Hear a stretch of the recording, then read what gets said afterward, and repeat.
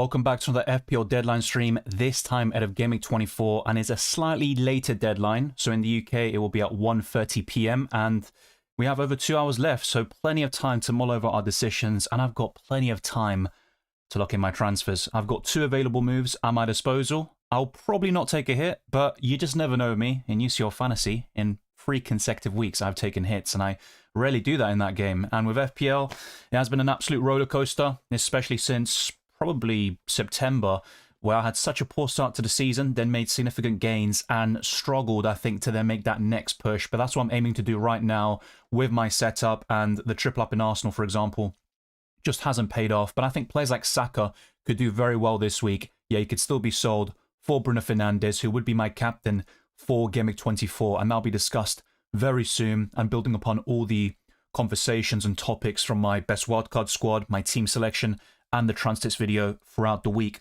Drop a like on this stream, whatever you want to call it. Also hit the hype button, and yeah, check out all the links in the description. There's my Patreon, the Championships, the Discord server, and that's a great community to be a part of. And once you join, you'll be assigned a role, whether an FPL manager, UCL one, or maybe both. And that's where you can just build upon the conversations we have and really feed into the ideas that the community has on offer. There's also my Twitter, Instagram, Blue Sky for even more FPL, UCL fantasy updates. And also, you will all be notified of my content on the channel.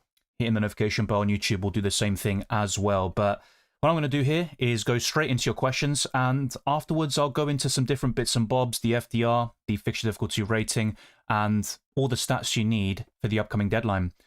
Cylindra says, hey Dylan, sorry couldn't join the UCL streams because I was studying for my exams. No worries there, and hopefully they went well. Anyway, back to FPL. I got 2 free transfers and 0.5 in the bank, and I've got 2 options. First, sell Ekitike and Shada to one of Mane, Krupi Jr. If so, who? It'd be Krupi Jr. for me, which was talked about in my best wildcard squad. And Fernandes, yeah, looks very solid. Second option, use 1 free transfer to do Shada to Enzo and just start Ekitike. Which is the best option? I like both of them, but the first one is even better in my opinion. I think Bruno is just a great long-term pick, and I talked about this for many months. Then he got the injury, but I could see him as a 7-figure option until the end of the season, so I would go for Krupi Jr. and Bruno Fernandes. Sam says, hi Dylan, rate my wildcard, open for your opinions. Sanchez, Dubravka, Chalobah, Gabriel, Timber, Gay, or Munoz, Rice, Rogers, Bruno Fernandes, Semenyo, Wilson, Haaland, Thiago, Krupi. I'd pick Gay over Munoz, and the rest is looking very promising. It's identical to what I talked about in my best wildcard squad. Only 1 or 2 changes here and there. And I think short term you could go for a Joao Pedro, for example, but that would require, well, you've already got Sanchez and Chalobah, so you're doubling up on Chelsea defensively, and you've got no midfielder. Yeah, you're saying here also want Enzo, him or Wilson. It would be Enzo, particularly for the next 4. Longer term, I think that's a close call though. Very close, but I'd probably go for Enzo there. And that would mean no Joao Pedro up front unless you drop Chalobah, which I would be open to, but I'm quite happy with your squad, and I'd pick Mark Gay over Munoz, as mentioned earlier. Is Darlow an option? I'm 0.1 million short in my wildcard. It's not really necessary. The same goes for Jose Sarr at 4.2. I just stick with Dubravka, and I think you'll probably score more points than them, or at least be very competitive. You're not going to start him very often, especially over the next 4, where Chelsea have the best fixtures in the league, so you would opt for Robert Sanchez in that situation. Yeah, he has played the last 2 games, but yeah, I just wouldn't go for Darlow or Jose Sarr over Dubravka. Sam says, or this team. So you've got Calafiori in here. Yeah, some good picks here. The main differences are in the defensive line, but yeah, as you mentioned there, Calafiori's risky. He's injury prone. He was quite poor the other day against Kara Almaty, conceded the penalty. I would just stick with the first wildcard. Easy says, Joao Pedro in, looks like he's functioning under Liam Rosenau. Well, a lot of Chelsea predicted lineups I've seen don't have him there. Now, you're going to see my lineups and my predictions. I think Joao Pedro will start, but there is a big game in midweek, or as Liam Rosenau says, a small game, a little matter, against Arsenal in the Carabao Cup semi-final. But yeah, I think Joao Pedro is a enticing option for the next 4. Beyond that, I think he is inconsistent, but we have seen some promising signs under Liam Rosenau. Well, double Gameweek 26, it depends who reaches the final, right? And if Arsenal do, then you can really forget about the double or triple up in Chelsea in terms of, oh, I'm going to have 3 doublers going into 26, but it all depends on that result next week. Sam says, last one, So another wildcard squad. Yeah, I'm sticking with the first one, mate. I'm sorry. But players like Calafiori, not really feeling it. I do like doubling up on Arsenal defensively, but it would be Gabriel and Timber or Gabriel and Raya. I wouldn't go for Calafiori right now. Yeah, so it's going to be the same thing as before. A lot of these teams are identical. I still think Declan Rice is a solid option, but the first wildcard looks best to me, and I pick Enzo Fernandez over Harry Wilson and Mark Gay over Munoz, as mentioned earlier. Players that could be a trap to buy, maybe Joao Pedro. That is a possibility, but yeah, I think he's fixture-proof. We saw him return against Napoli, against Brentford as well, and now that he's got 4 plum fixtures, it wouldn't surprise me if he blanked in 2 or 3 of them. I'm not saying he will, by the way, and I have recommended him as a short-term purchase, but I've got my doubts about him in the long term. Sam says, really difficult, don't know who to choose between Wilson and Enzo. Yeah, you already know my feelings on that, at least for the next 4 game weeks. Longer term, I agree that it's a very close call. Serial Footy says, hey Dylan, would you start Krupi or Dewsbury Hall? I'd start Krupi Jr., but I do expect Dewsbury Hall to start. Hi Dylan, who should I bench out of Guimaraes, Igor Thiago and Tarkowski? Says Jubert the guy. I'd probably bench Bruno Guimaraes. There is a chance he starts, and he is in my predicted lineup, which you're going to see later, but I'd lean towards the others. FPL Kevy says, very close to benching Gabriel this week. See you in the rant, Fred. It can't go wrong, can it? Well, it can. Yeah, Mick McCarthy does appear. I personally wouldn't bench Gabriel. I know Arsenal have been shaky defensively in recent matches, but I've been talking about this. I back them to sort of not really get to the levels of October where they didn't concede a single goal across all competitions and they barely conceded shots on target, but I think they will improve defensively. Calafiori will be important and just keeping these players fit, but yeah, I think Gabriel's a player you just don't want to bench in any fixture. And against Leeds, I wouldn't be surprised if he produced a massive return. And apart from the United game, I think Gabriel's returning every single match where he has started in the Prem. So yeah, since returning from injury, he has been brilliant. I personally wouldn't bench him. Update on Mateta's situation with Strand Larsen seemingly agreeing to join Palace. Well, Oliver Glasner said yesterday that Mateta won't be in the matchday squad, so I think that's all that we need to know about, really. I think Ismail Assar will start up front with Yeremi Pino and Brennan Johnson alongside them. Sup, Dylan? I still have players like Ekitike, Dorgu, Gakpo, Jimenez, Saka. Is it worth wildcarding, or can I use my free transfers and maybe a -4 to get them out? You don't need to sell all of them simultaneously, though. I know that you would want to be in a rush and sort of compete with wildcard squads. There are quite a few flying around this week, but I think Saka's a good option. The sort of main reason why he seems like a priority sell is because it's such an easy move to Bruno, who is an upgrade in the long term. So despite the fact that Saka for me is one of the best captaincy options for Gameweek 24, I'll probably sell him, but that's because I'm going to, in my opinion, the best option overall in Bruno Fernandes for Gameweek 24. As for the others, Dorgu, for example, could be benched if you have enough defensive coverage, like Joachim Andersen. Not ideal, but you could start him against Man United and focus on selling Gakpo and Jimenez first, potentially. It all depends on your setup, but I don't think you need to wildcard just because of those 4 players. That's the way I would look at it. Leeds have a great record of scoring at home. I just have a feeling, and someone told me it's crazy to bench him. Makes me want to prove a point now. Well, you are an Arsenal fan. Maybe there is a bit of I don't know, nerves creeping in or something. But yeah, in my opinion, Gabriel just has so many routes to points with DEFCON, goals from set pieces. Assists, not so much, to be fair, but clean sheets, Arsenal are still going to be the best in the league for that out of anybody. So yeah, I'm backing Arsenal to sort of return to winning ways, and in the Premier League, it hasn't been good enough. They typically have these winless streaks of 3 or 4 matches, which cost them in the end.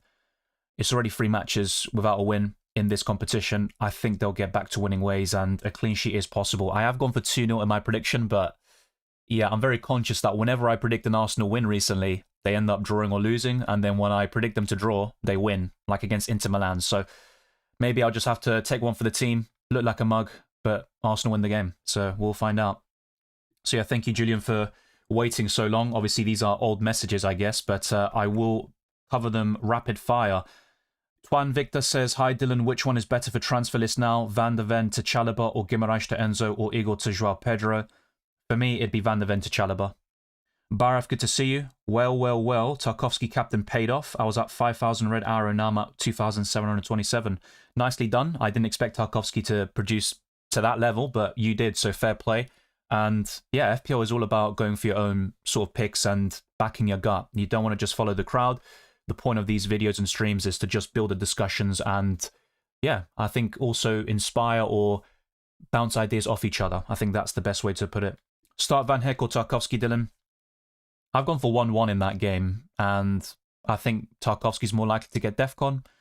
Brighton are more likely to get a clean sheet on paper. It's worth saying that, but I'm going to say Tarkowski here. Could be 50-50 to Captain Haaland. Spurs and UCL good, but in FPL they are bad. Yeah, I think Man City will win, and Spurs have been terrible at home. If it was at the Etihad, it's a different story. But yeah, I think Fernandes is probably the standout captain for me. On wildcard, should I get Mbeumo or Semenyo? I'd lean towards Mbeumo right now, based on United's fixtures, but they're both solid. There's even the chance to go for both of them simultaneously, which I talked about in my best wildcard squad, but in that video I talked about leaving out Semenyo just about, and that's certainly up for debate. Morning Banjo, good to see you. All ready for this week. Got some Chelsea and United sorted.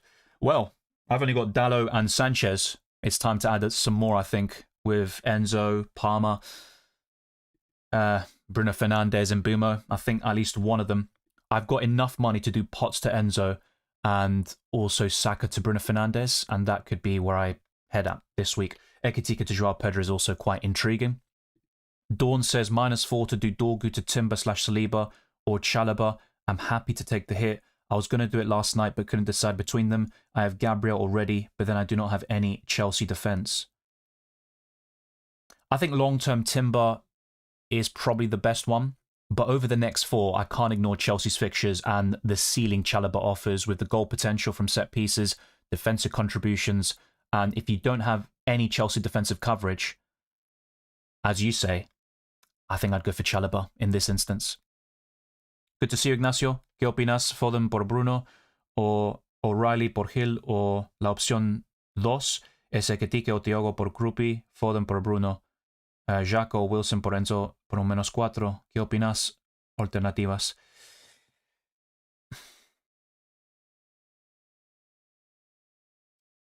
Sí, es bastante interesante esto.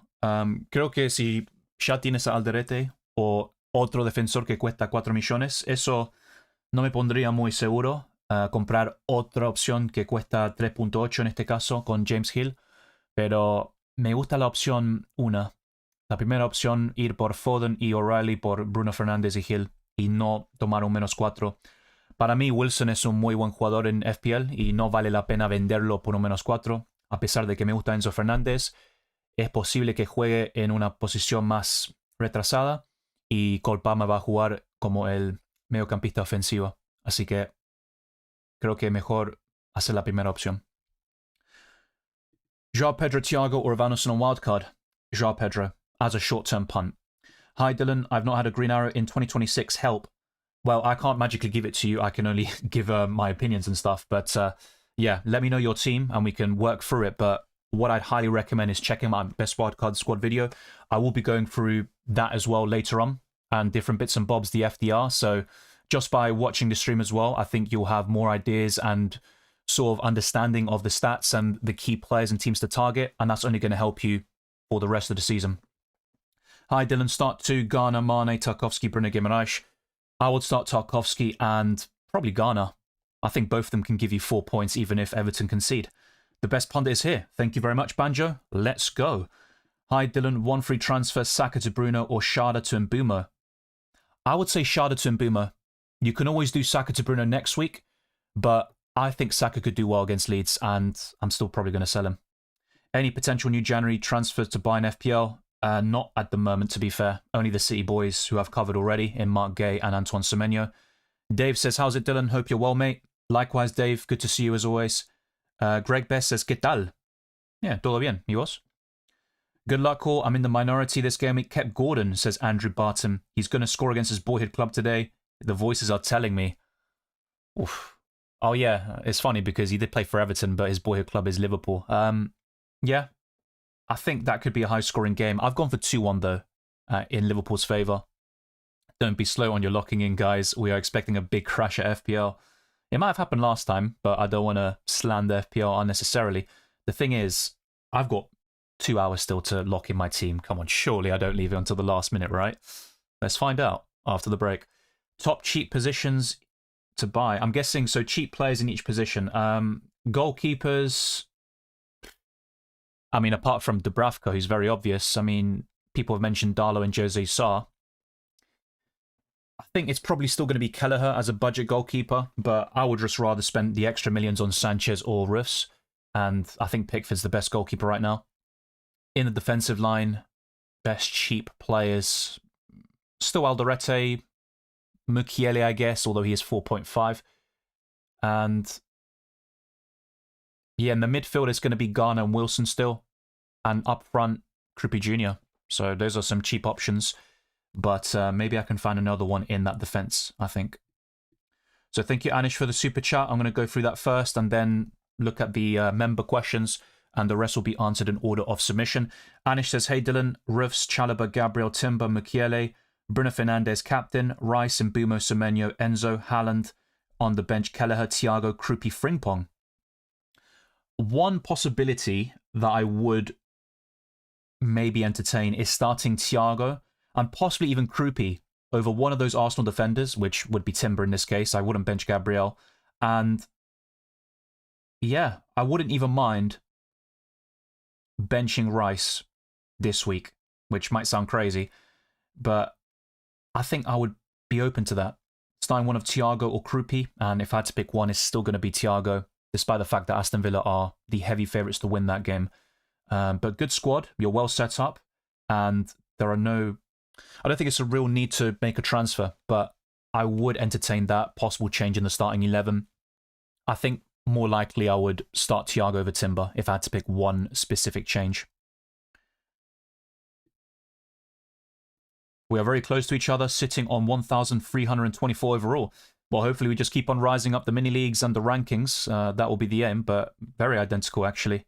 Could Rodgers to Enzo be worth it? I already have Chalobah and Joao Pedro, as you probably know.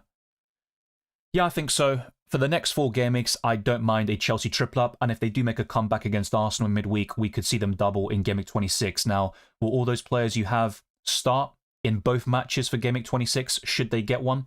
Not necessarily, and Joao Pedro in particular could be a risk, and you see Delap start in a game, maybe Cole Palmer as the attacking mid, or Enzo Fernandez does, so there could be quite a bit of rotation for Chelsea with their very congested fixture schedule.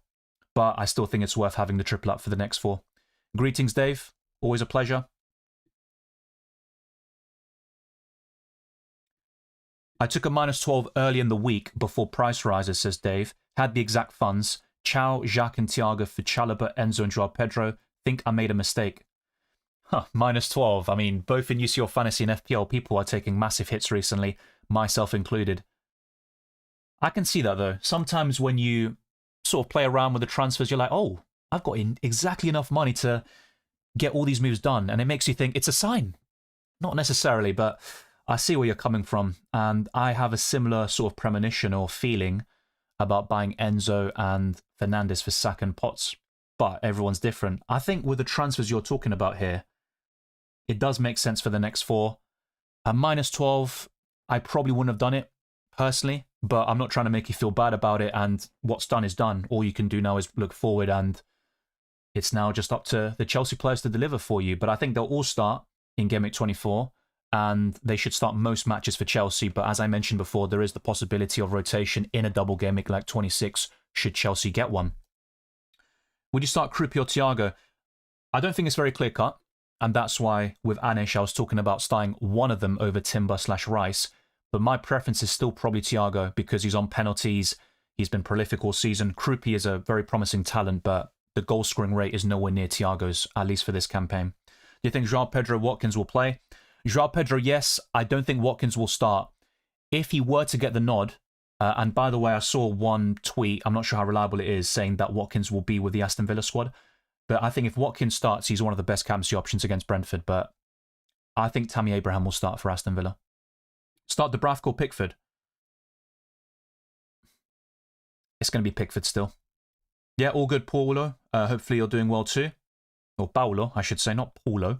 Andre Jensen says, play O'Reilly or Van den Berg, or take a -4 to get in someone like Senesi or even Chalobah. -4 puts me off a little bit. I think Senesi looks promising with DEFCON, not so much with clean sheets, but I think Chalobah offers the full package, I wouldn't do it for a -4. I'd just play O'Reilly. My prediction is for City to win 2-0, and I think O'Reilly starts. So based on that, I think I just keep him, but only momentarily. I still stand by what I said over the last couple of weeks. I think O'Reilly is a sell in the long term, but I thought he could have been held on to against Wolves, and I have the same feeling against Tottenham away as well. But against Liverpool, that'll be a different story in 25, and we'll talk about that next week as well. Okay, so let's go to the other messages. The chat is sometimes a bit mad.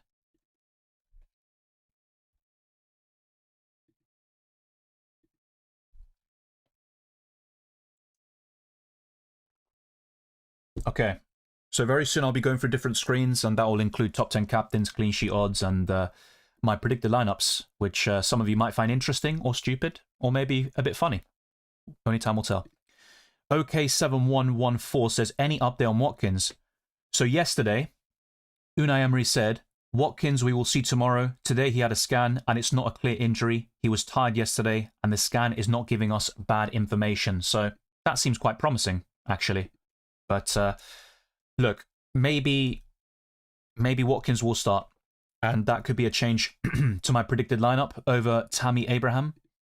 So yeah, it was a hamstring discomfort, I believe. That was reported after their win against RB Salzburg on Thursday. But yeah, it's not really certain. And I think Ross Barkley could also be back for Aston Villa.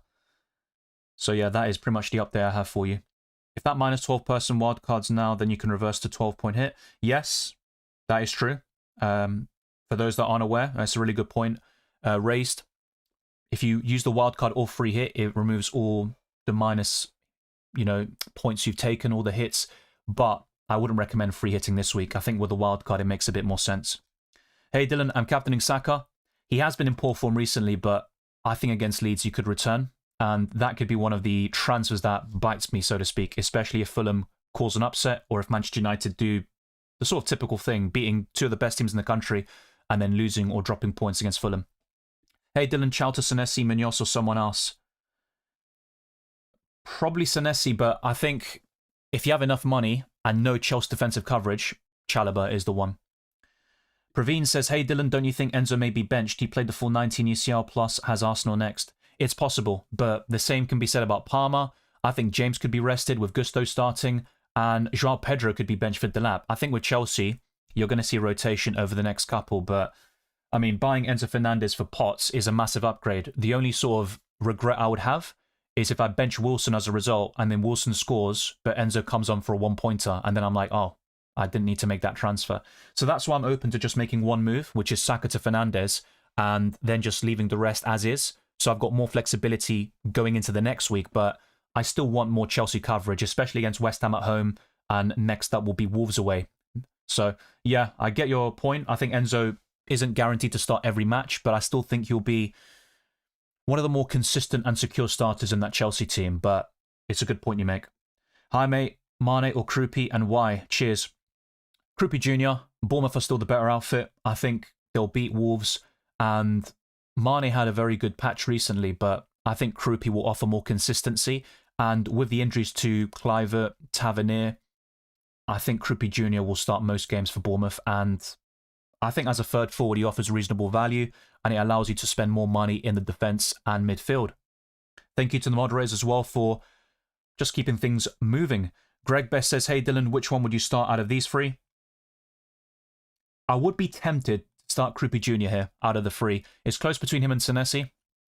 Maybe in terms of like the higher floor, Senesi probably guarantees you almost 3 or 4 points minimum, but Krupi Jr.'s ceiling is higher, so I lean towards him. In my opinion, Wolves will score, and I've gone for 2 on Bournemouth.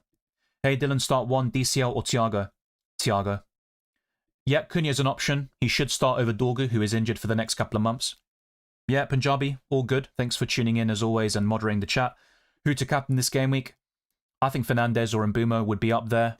And at number 1, I've got Fernandez.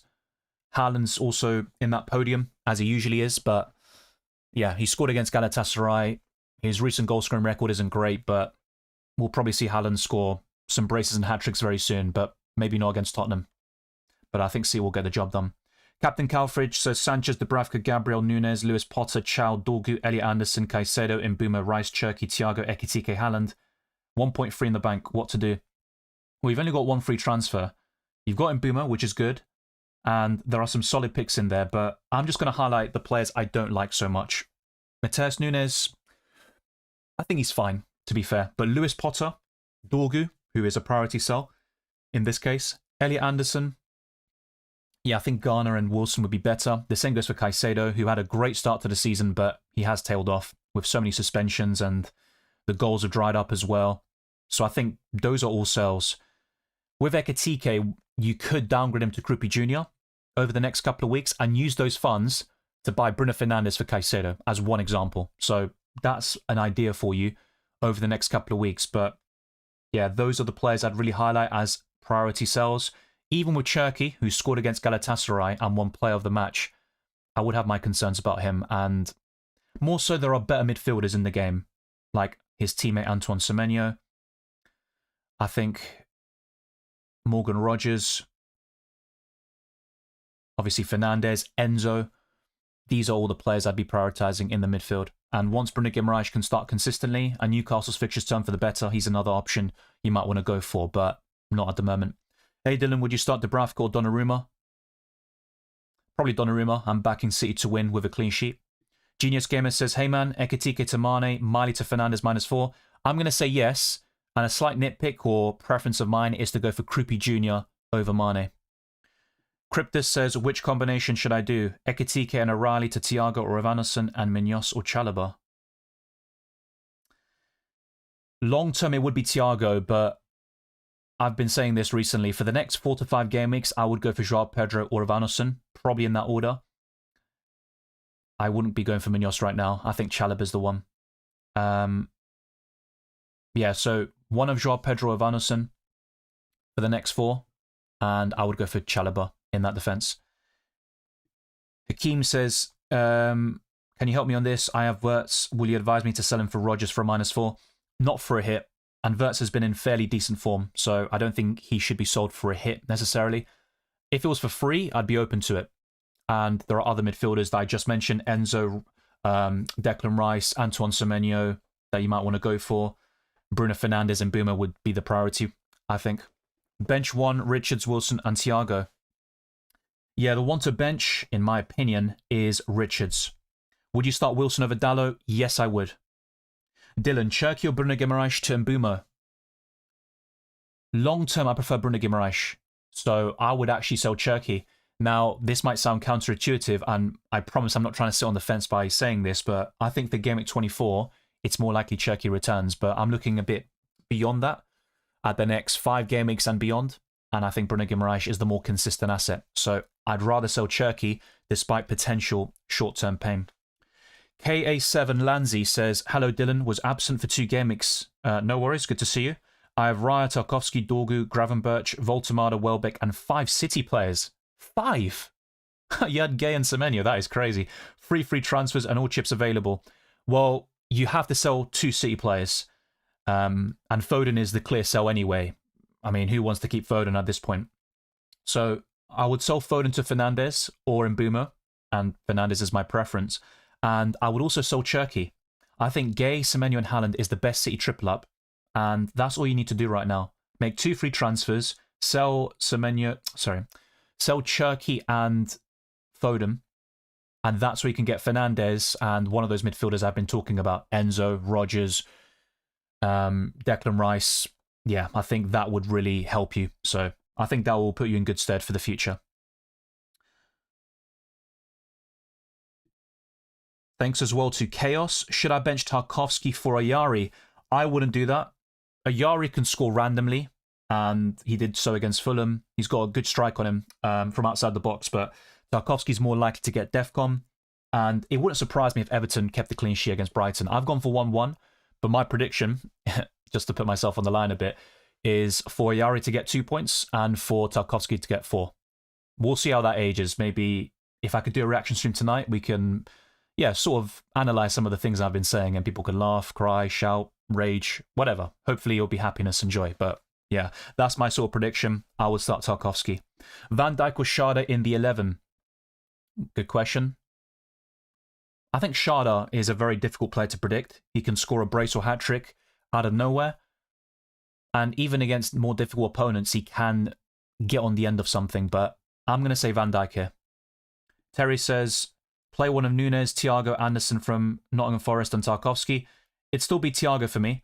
But it's worth mentioning, I think Nunes will start and that C will keep a clean sheet. So he would be reasonable as well.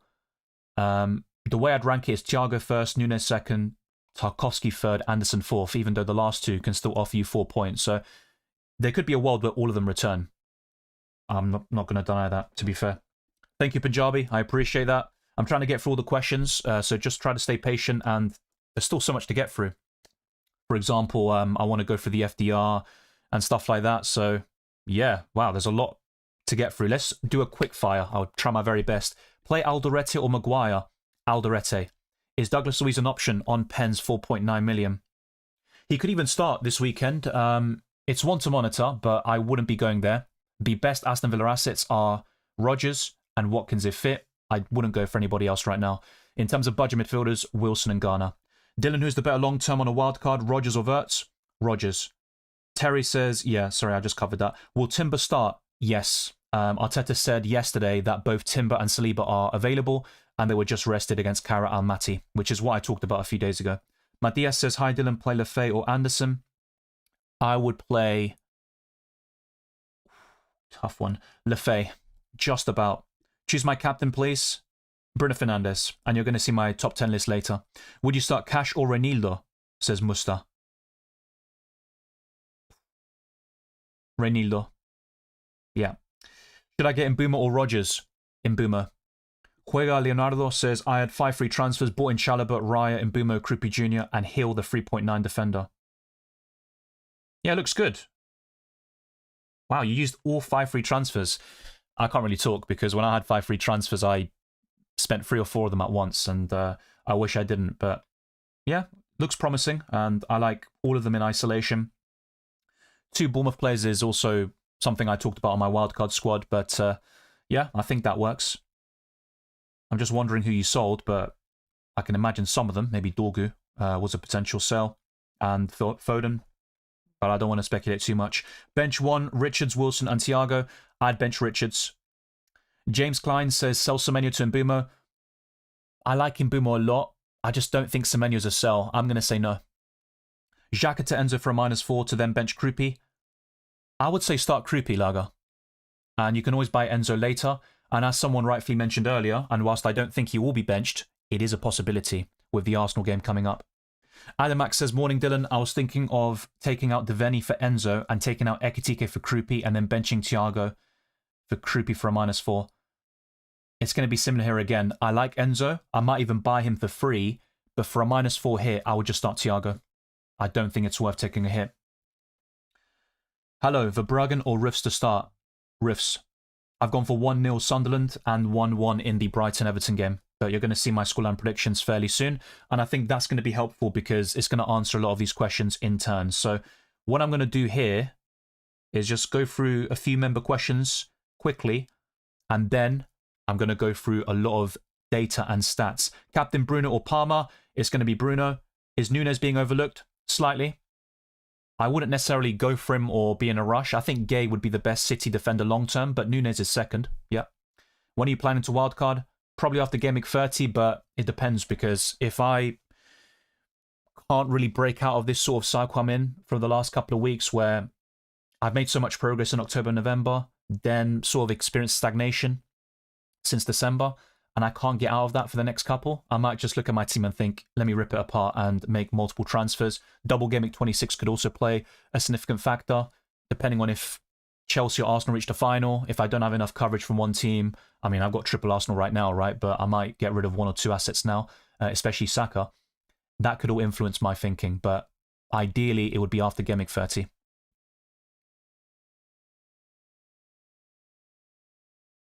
Yeah, a Chelsea league would be handy. I wouldn't count on it, though. It's less likely than a Man City league, which we got fairly recently. Watkins was heard sub in the Europa game Tunnel mentioning his hamstring tweak. Yeah, I talked about this before. It's a hamstring problem, and Unai Emery said that it doesn't seem to be serious. They're going to wait and see if he's available for the weekend, but he is not in my predicted lineup. I think Saka's a good captaincy option, despite his recent form, which has been quite woeful. But yeah, I'll be honest, I'm still probably going to sell him for Bruno, who for me is the best captaincy option overall. So let's go to the different screens. I've also got some polls to show you, so bear with me for a second. This is the FDR, and we've got a new leader, I think, in Chelsea. Everton, Bournemouth, Arsenal and Liverpool are in the top 5. Aston Villa aren't too far behind, with Brentford, Spurs, Newcastle, Leeds and Man City in the bottom 5. With predicted points, Bruno Fernandes is top until Gameweek 31, but if we change the parameters to Gameweek 29, Erling Haaland is number 1 as usual. Gabriel, Bruno Fernandes, Salah, Rice, Saka, Ekitike, Timber, Mbeumo and Thiago are in the top 10. With potential price changes, I would highly recommend the website livefpl.net.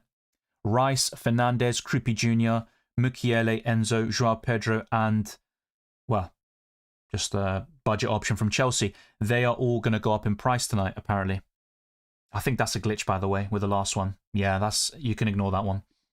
With price drops, Gallagher could go down, Sharda, Foden, Raul Jimenez, Thiago, Alien, Eze, Gordon, and we could see a few more, including Grealish, who is out for the rest of the season, Kanate, who should be back in the lineup against Newcastle, O'Reilly and Van der Ven. So a lot of transfer activity happening. And these are the polls. Let me refresh them for the latest results. So I put one saying, vote for your Gameweek 24 captain, and Bruno Fernandes almost has 70% of the vote. Haaland is second. It's very rare to see a poll with Salah in it and only 2% of the vote, but that's what's happened. The other option has 6%, and I think Joao Pedro would be one of the main ones, but I don't want to speculate too much. I think Mbeumo would be another one as well, but yeah, let me not contradict myself. With these transfer plans, I'm quite set on Saka to Fernandes, but in terms of my second move, if I were to make it, Potts to Enzo is the leading vote here in this poll. In second is Ekitike to Joao Pedro. In third is O'Reilly to Chalobah. And last is O'Reilly to Jurriën Timber. I've also compared the stats of Ekitike and Joao Pedro. This could be my final transfer for Gameweek 24, but I have to be honest, I think it's more likely I'll buy Enzo, Chalobah or Timber instead. And both of them have 8 goals for the season in the Premier League. Joao Pedro has started more games and played more minutes. He's got also double the amount of assists. With shots, though, Ekitike has more, but fewer shots on target. I think with both of them, you would want to see a little bit more in terms of shots on target. Shots in the box is okay for both, around 30 each. The XG, though, is in Joao Pedro's favour, and the XA is slightly towards Ekitike here, but not by much. 11 big chances for the Liverpool striker, and 13 for the Brazilian. 4 big chances created there for Joao Pedro, and only 1 for Ekitike. The key passes is also okay for both.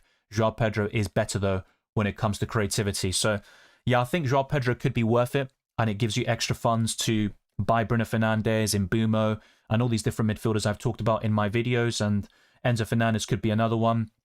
And defensively, buying Gabriel, Chalobah, Timber, Mark Gay, Mateus Nunes, that could all be under the radar as well. So this is the wildcard squad I talked about recently. Pickford in goal, Dubravka as the backup goalkeeper, Gabriel, Alderete and Chalobah, Bruno Fernandes and Mbeumo, Rodgers, Enzo and Wilson, Haaland and Joao Pedro up front, with Senesi, Krupi and Gay. I'd probably swap Krupi with Senesi, but that's very nitpicky. And one thing I would consider here, actually, is starting Krupi over Wilson, but that is a very tough one. Even with FPL.team, they expect a drop of 0.1 expected points. It could go either way, to be quite honest with you, but that would be my wildcard squad for Gameweek 24. With my budget, of course, some people will have even more money at their disposal. What about FPL Challenge? Well, I didn't do great last week with 38 points, to be fair, but this week it is called the Aerial Threat, and I'm not really taking advantage of this challenge because you get +4 points for every headed goal attempt on and off target, and the only player who's a reliable header of the ball, you could say, is Gabriel, and he hasn't had too many shots on target recently. But Ruffs, Gabriel, Mbeumo captain, Palmer, Salah and Haaland is a good squad on paper, but it doesn't fully capitalise on the challenge this week. So let me know your FPL challenge squads. I'll be talking about this after the deadline in particular and making a few changes, I think, and maybe going through some lineups, possibly. But of course, the full focus for the next hour or so will be on Fantasy Premier League. So this is just a rundown of my team selection graphics, and you can see how I did in the previous match day. Somehow, I got a green arrow by around 20,000 places, but yeah, it wasn't particularly great. My goalkeeper blanked. Two of my defenders did well in O'Reilly and Anderson, but Gabriel was very disappointing. Rodgers and Wilson did the business, but both my Arsenal midfielders let me down big time, and the same goes for my entire front line, and on my bench, nothing of note at all. So I'm now at 280k in the world. I've got 2 free transfers, 1.8 in the bank. I think the squad value might be a little bit different because Rice didn't go up in price overnight as expected, but he should do tonight actually. And O'Reilly to Timber is one of my standout transfers, and Timber's no longer yellow flagged. Saka to Fernandes looks quite locked in for me, and it's only a matter of time. Potts to Enzo could be my final second transfer, let's say, but Ekitike to Joao Pedro looks equally as appealing, and there are rotation risks with Chelsea. If we somehow got a reliable source confirming the lineup, that could push me towards a certain move and buying one of Chalobah, Joao Pedro, or Enzo Fernandez. But for now, at least my original plan throughout the week was to get Sanchez, Dalot, Gabriel, Timber, Bruno Fernandes, Wilson, Rice, Rodgers, Ekitike, Haaland, and Thiago as my starting 11, with Fernandes as the captain and Erling Haaland as the vice. And the expected points have been updated a little bit. So there you go. And yeah, that is pretty much all she wrote when it comes to my team selection. So these are my scoreline predictions. Hopefully this helps you as well. I've gone for Brighton 1, Everton 1, Leeds 0, Arsenal 2, Wolves 1, Bournemouth 2, Chelsea 2, West Ham 0, Liverpool 2, Newcastle 1, Aston Villa 3, Brentford 1, Manchester United 2, Fulham 1, Nottingham Forest 1, Crystal Palace 1, Tottenham Hotspur 0, Man City 2, and Sunderland 1, Burnley 0. So next up will be the team weakness, and I'm highlighting West Ham in particular here. And there are multiple players who could stand out. Enzo Fernandez, Joao Pedro, but if he starts, I think Cole Palmer could be one of the best captaincy options this week. He is not in my top 10 list, but I think he certainly has a case of making it into that bracket.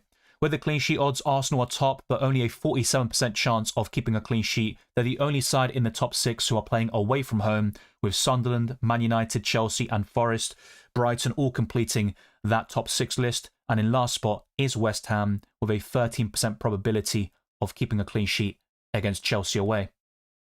So these are the top 10 captains. I've got Fernandes in top spot, Salah's second, which might surprise you, and Erling Haaland is third, Bryan Mbeumo is fourth, and Joao Pedro is the pick of the Chelsea bunch. Enzo and Palmer could certainly be in this list as well, or on this list. Saka is 6th, Watkins is 7th, assuming he does start, but in my predicted lineup, that isn't the case. Gabriel is 8th, Rodgers and Semenyo complete the top 10.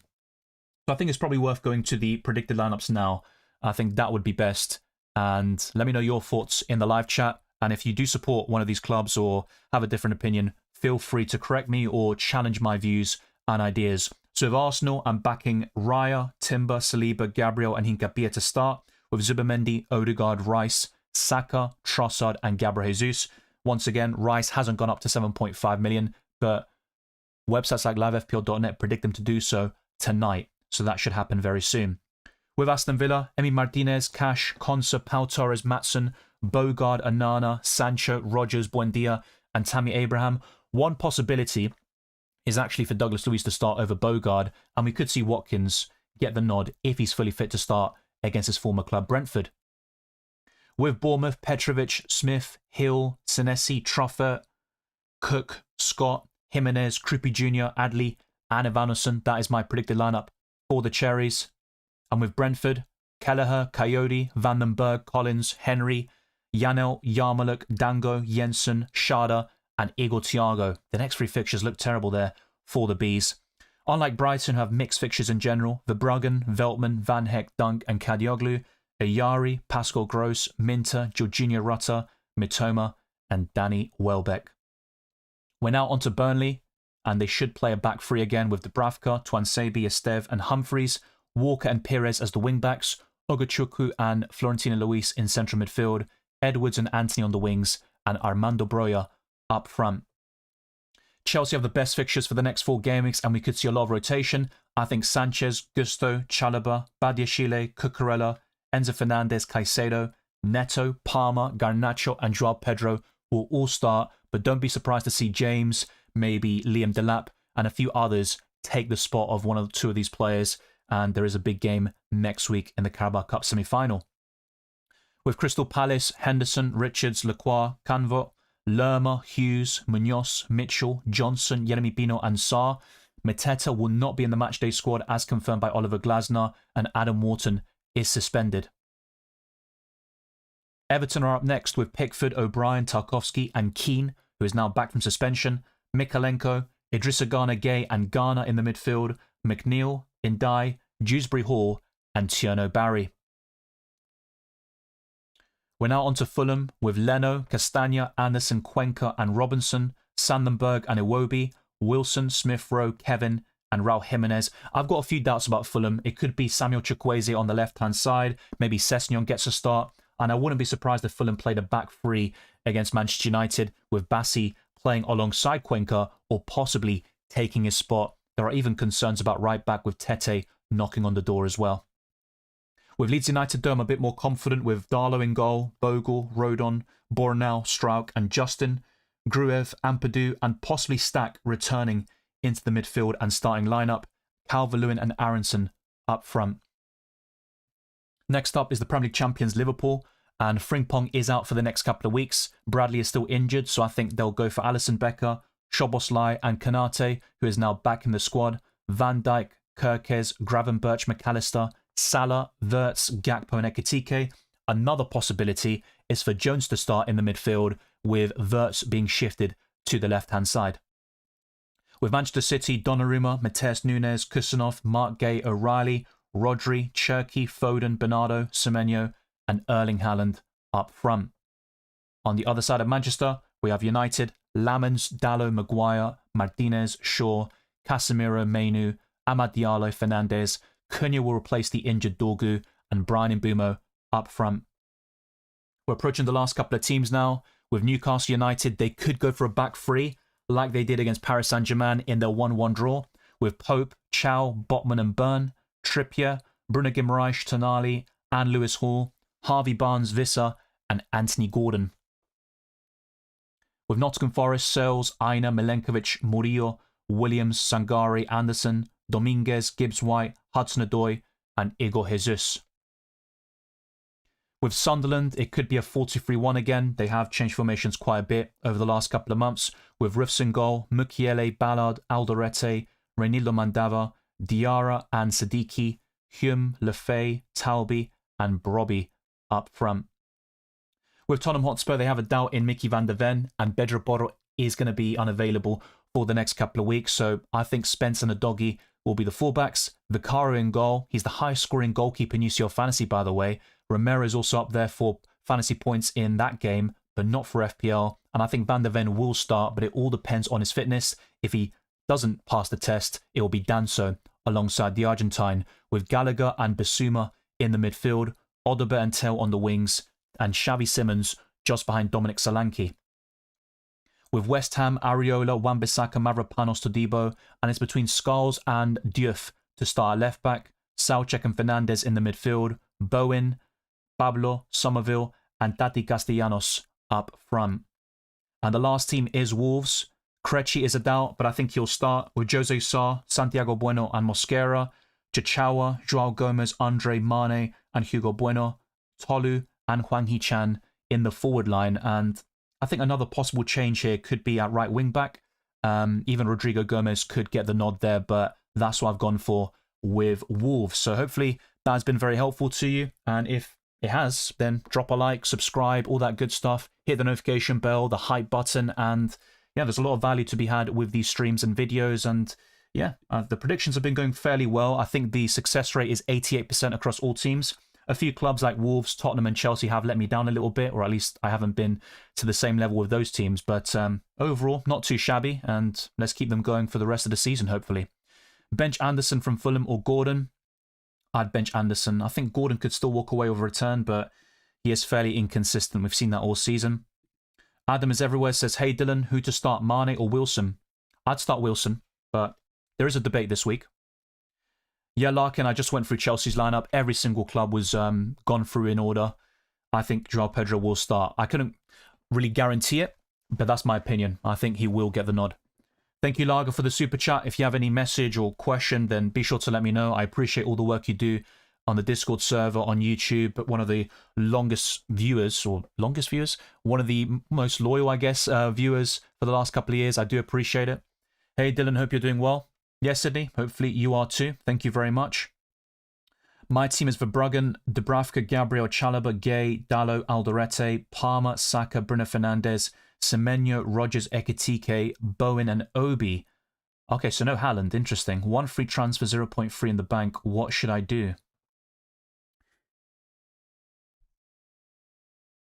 Okay, so I'm going to focus on the players that I don't like, or the ones that I would classify as priority sells. I think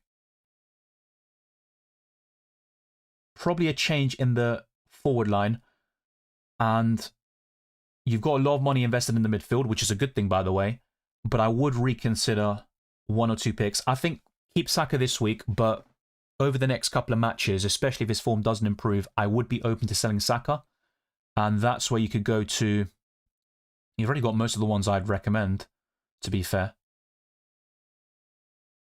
But I think up front, I'd buy Joao Pedro for one of Ekitike or Bowen. And if I had to pick one, it's probably going to be Bowen out.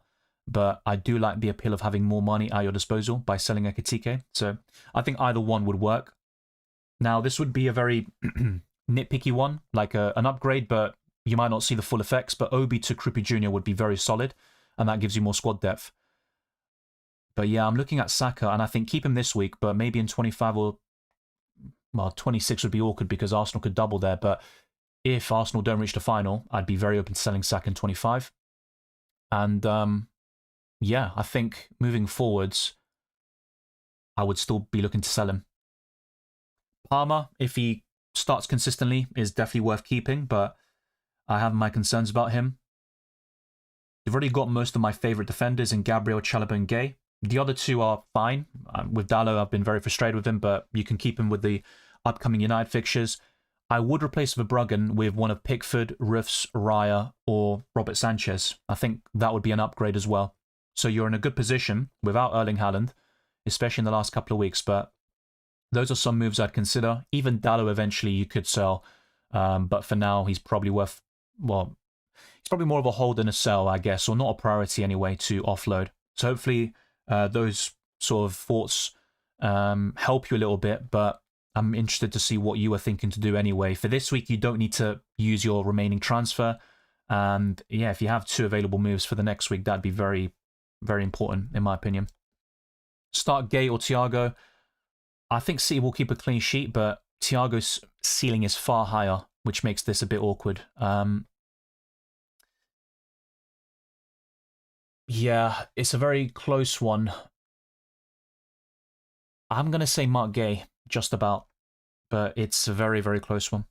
Welcome, Lee. Bench Wilson or Thiago? Yeah, great question. I think Wilson. As good as he has been recently. Hey, Dylan, thoughts on Foden to Palmer and Ekitike to Kripke Mane? Looks solid to me. My preference is to buy a United midfielder like Fernandes or Mbeumo, but I think with Chelsea, with their upcoming fixtures in mind, it makes sense to buy their attackers as well. Those 2 clubs are attracting most of the interest, but yeah, it's an upgrade. And Ekitike, I'd sell him to Kripke Jr., not Mane, even though they're both decent for their value. And I think Ekitike could still have his moments, but he's just not worth the money right now. Other than double Game Week 26, other double Game Weeks. Yeah, this was talked about in my chip strategy guide and throughout many videos this season. So after Game Week 30, we'll get maybe 1 or 2 doubles, and the same goes for blanks. But that all depends on other competitions, particularly the FA Cup. That's the main one to look out for, but we won't have the full picture for at least another couple of weeks, basically. I thought I was going against the grain by captaining Bruno Fernandes this week. No. Even when I was thinking about this a couple of weeks ago, I thought this could become very template, especially if Haaland doesn't return over the next couple, which essentially has happened. But yeah, Mbeumo would be the more differential captain, that's for sure. I wouldn't just go for him for the sake of being differential, though. Only do it if you think he can match or outscore Bruno Fernandes, which is the main thing. Joao Pedro tempts me, but I think he gets benched. Well, I think it's more likely Joao Pedro gets benched than the United players you've mentioned, so this might sound very simple, but sometimes people just captain a certain player or make a transfer just to be different. And whilst I respect people who want to be differential and, you know, go in a sort of different route, I think ultimately you only do that sort of thing if you truly believe that player will give you the returns. Otherwise, you're just doing it for the sake of being different, which isn't really going to get you anywhere. So, look, for me, Fernandes is the best captain, but Mbeumo isn't too far behind. So, yeah. Even having both of those players at the same time, by the way, is a differential in of itself. And if Bruno Fernandes returns, whilst you won't get massive gains from it, yeah, it's still going to be a decent return there for you in terms of effective ownership. Nor says, top of the day, Dylan, bring in Bruno for Foden this match day or roll and get him next match day. No, I'd buy him now. I think Foden will start, but I couldn't guarantee it. Bruno Fernandes is a no-brainer. Captain Haaland or Bruno? Bruno. I've been very consistent on that all week. And even a couple of weeks ago when I previewed Gameweek 24, I talked about captaining Bruno Fernandes before he returned against Arsenal. So, yeah, I've been very consistent on that. I've got Saka captain, by the way, on screen, but that's because I plan to sell him to Bruno Fernandes. And, yeah, I'm not planning to captain Saka, even though he looks decent this week. Ahmed says, hey, take a -4 for Timber or start one of Anderson, Chow, O'Reilly. How would you start O'Reilly in this case? Yeah. Start Bowen or Dewsbury Hall? Bowen. He did score at Stamford Bridge last season. Now, I've gone for 2-0 Chelsea this time round, but yeah, Dewsbury Hall's an interesting one.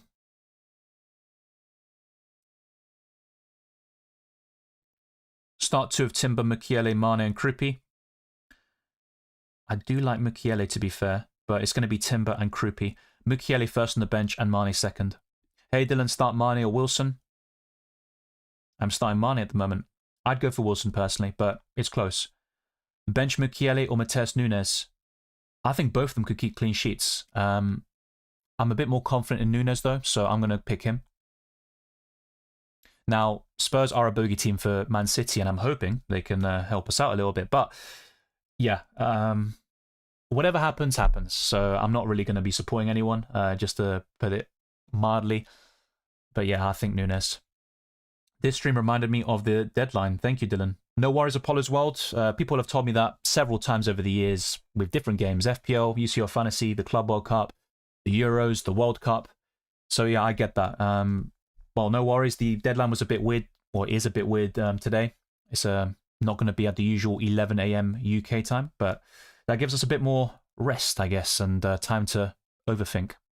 Wish you a nice game week. Gonna bring in Ndiaye. Rodgers and Anderson were the other options. Thank you, Lambie. All the best to you as well. I've seen a lot of people on Discord, on YouTube talking about Ndiaye, and I was very bullish on him at the beginning of the season.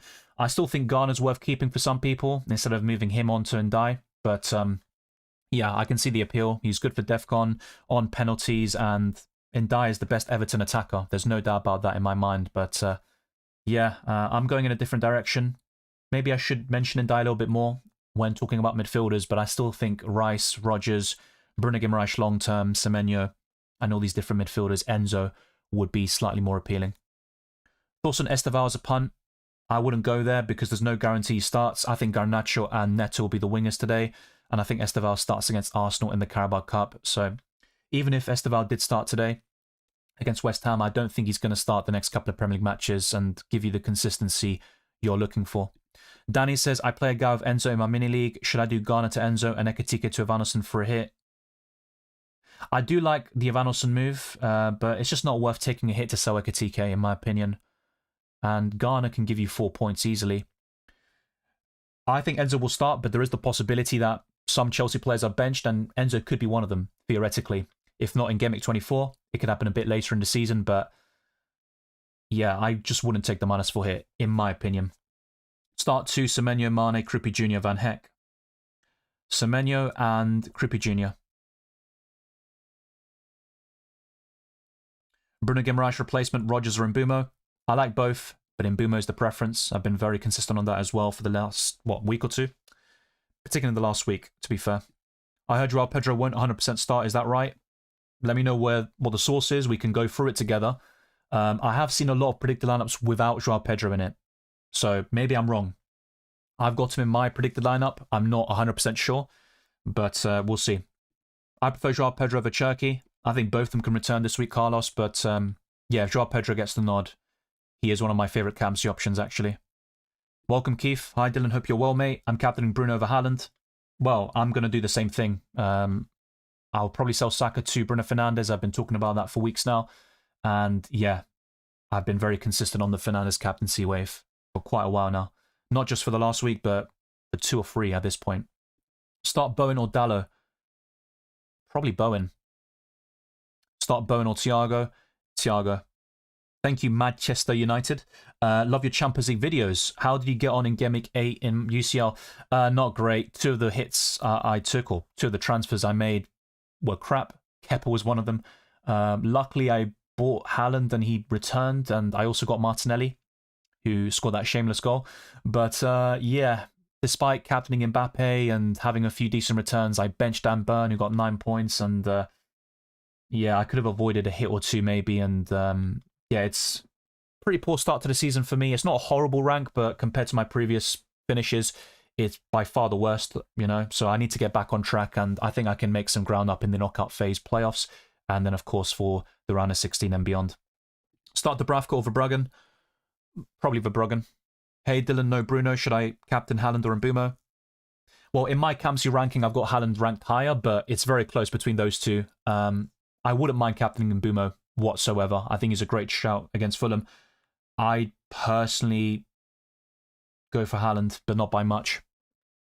I thought him, Joao, and the new manager have a really good relationship, so why would Joao be benched? Well, because Chelsea have a big game against Arsenal in the Carabao Cup semi-final. A few players could be rested. Reece James, Enzo Fernandez, Palmer. Not all of them simultaneously, by the way, but I'm just putting it out there. It's a possibility. Joao Pedro's in great form.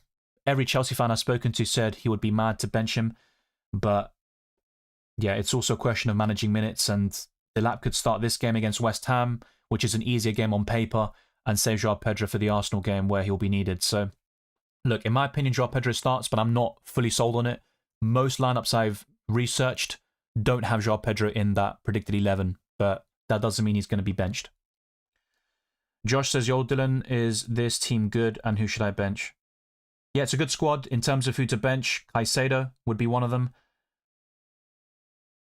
Defensively, yeah, Dorgu, obviously, because he's injured, and I would sell him over the next couple of weeks.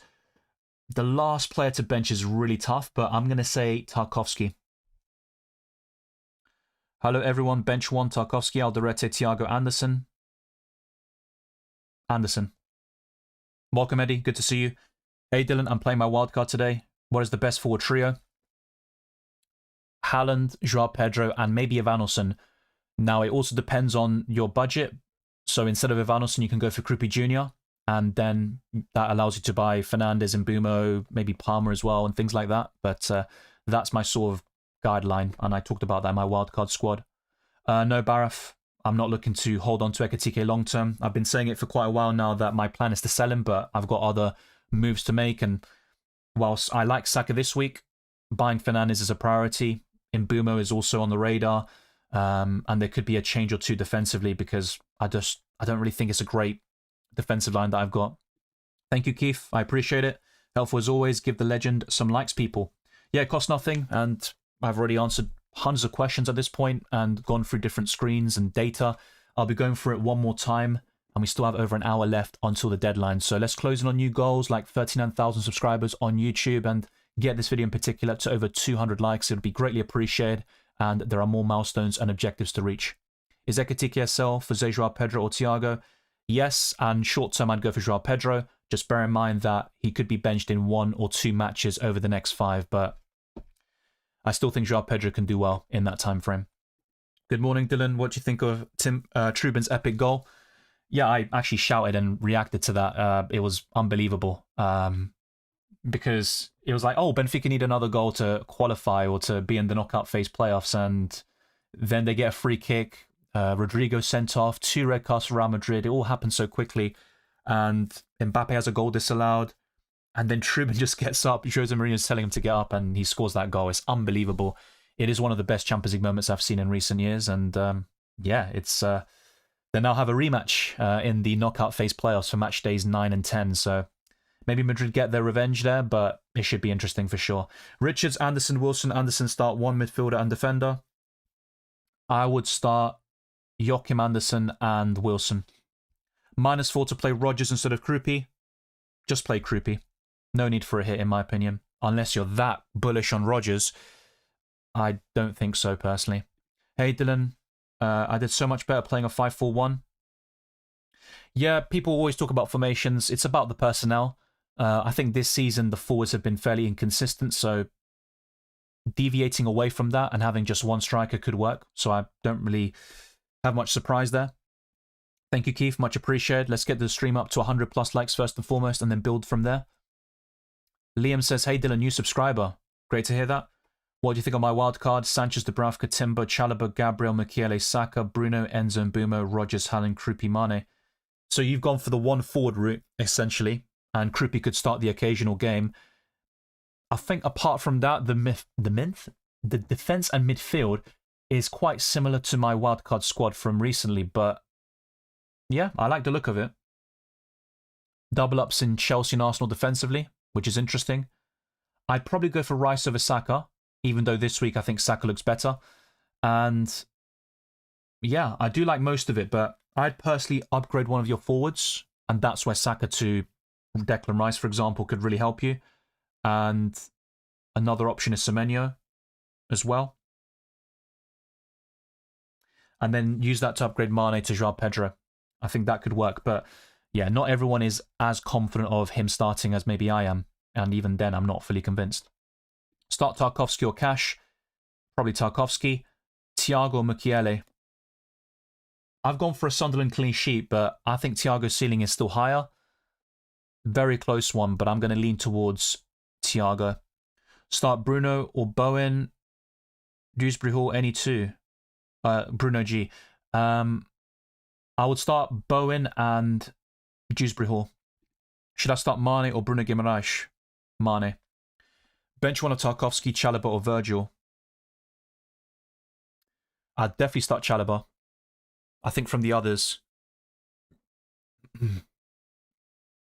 Very close one, but probably Tarkowski on the bench. Yeah, I would put Guiu last, basically. So that answers your question there as well, Ken back. ZX Trenix says bench one, Ekitike, Elliot Anderson, Mukiele, Wilson. Elliot Anderson. Ben Su says, hello everyone, bench one. Not sure if I've answered this already, but I would bench Anderson. Whether that's Elliot Anderson or Joachim Anderson, I think my answer remains the same.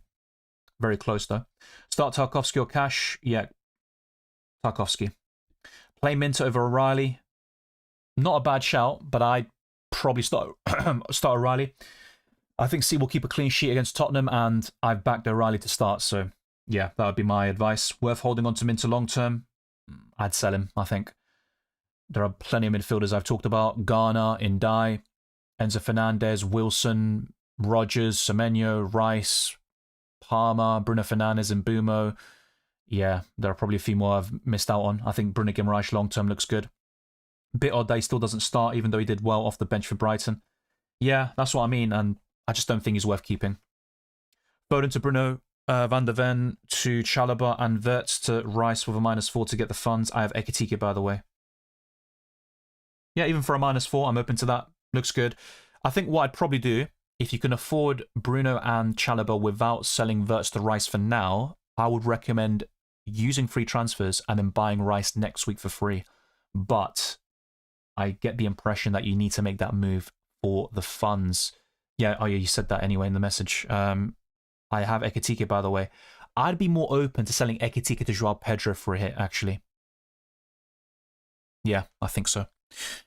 Jamie says, hello Dylan, I've got Raya, Tarkowski, Reece James, Alderete, Bruno Fernandes, Rice, Enzo, Wilson, Saka, Haaland, Thiago, bench, Dubravka, O'Reilly and Dorgu. Any transfers to be made?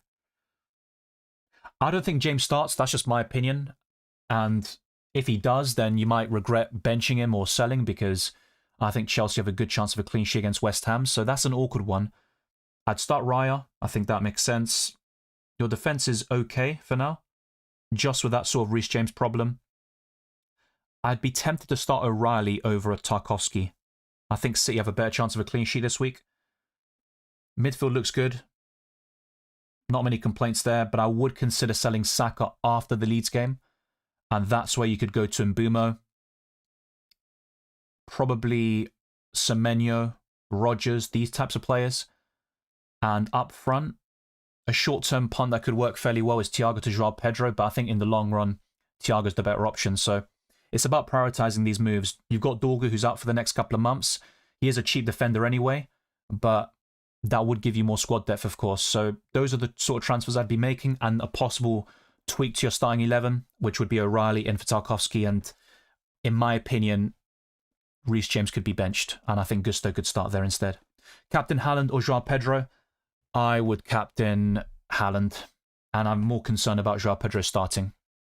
Quick question, Stack and Joao Pedro or Rodgers and Mane Krupi? It would be Rodgers and Krupi.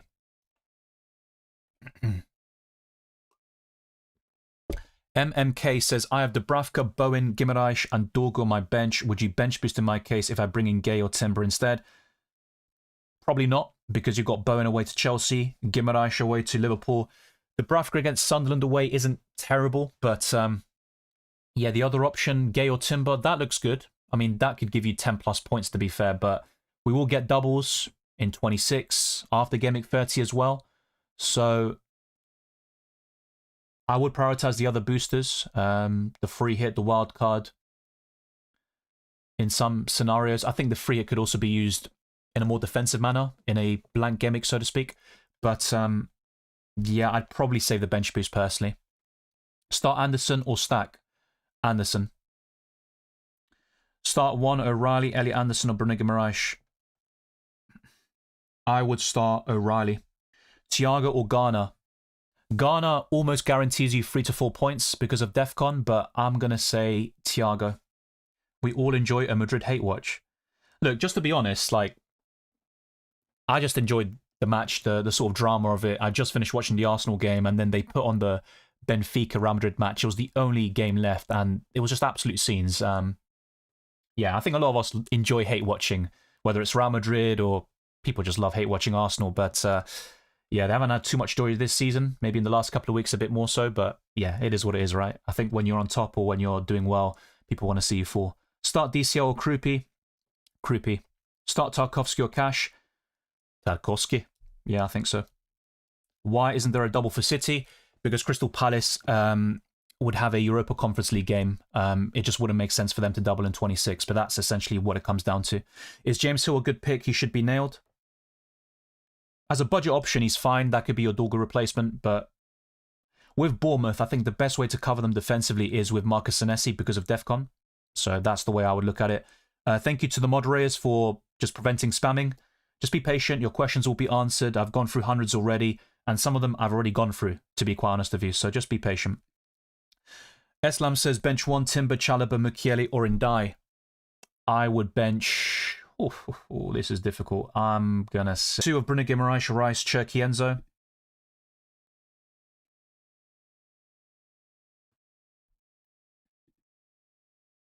I would pick Rice and Enzo. Now, it is possible that Enzo is benched. I think he will start, by the way, but it's just worth mentioning that. Duarte says, Raya, Dubravka, Gabriel, Riley, Anderson, Richards, Rodon, Saka, Bruno Fernandes, Wilson, Anderson, Enzo, Ekitike, Thiago Halland, 2 free transfers, sold O'Reilly for Chalobah. I think O'Reilly will start and keep a clean sheet, but long term, or at least for the next 4, I think Chalobah's better. So it is a good move in the grand scheme of things, but I think O'Reilly could do well this week, to be fair. Opinion on Oyari as a Tavernier replacement. Oyari's been quite solid this season, probably one of Brian's best players, but if you're looking for a budget midfielder, my advice is Wilson or Garner from Everton. And yeah, saving money for an Arsenal triple up, that's fair enough. I've got one already, but I might sell Saka now, so that could be a bit awkward. I think what I'm going to do here, I had put a poll out on my channel already, but I want to see what you lot think with the context of my entire 50-man squad on screen. So let's see if I can just quickly do this. Let's go back to the poll. So in terms of the captaincy, Fernandes is leading this quite comfortably, 72% now. Haaland is second with 21%. The other option is third, and Salah with just 3% of the vote. In this one, that's pretty much what it comes down to. And I'm just going to... I can't even copy and paste that. That is annoying. But yeah, I'm going to just illustrate my final transfer plans. Okay, that's just annoying.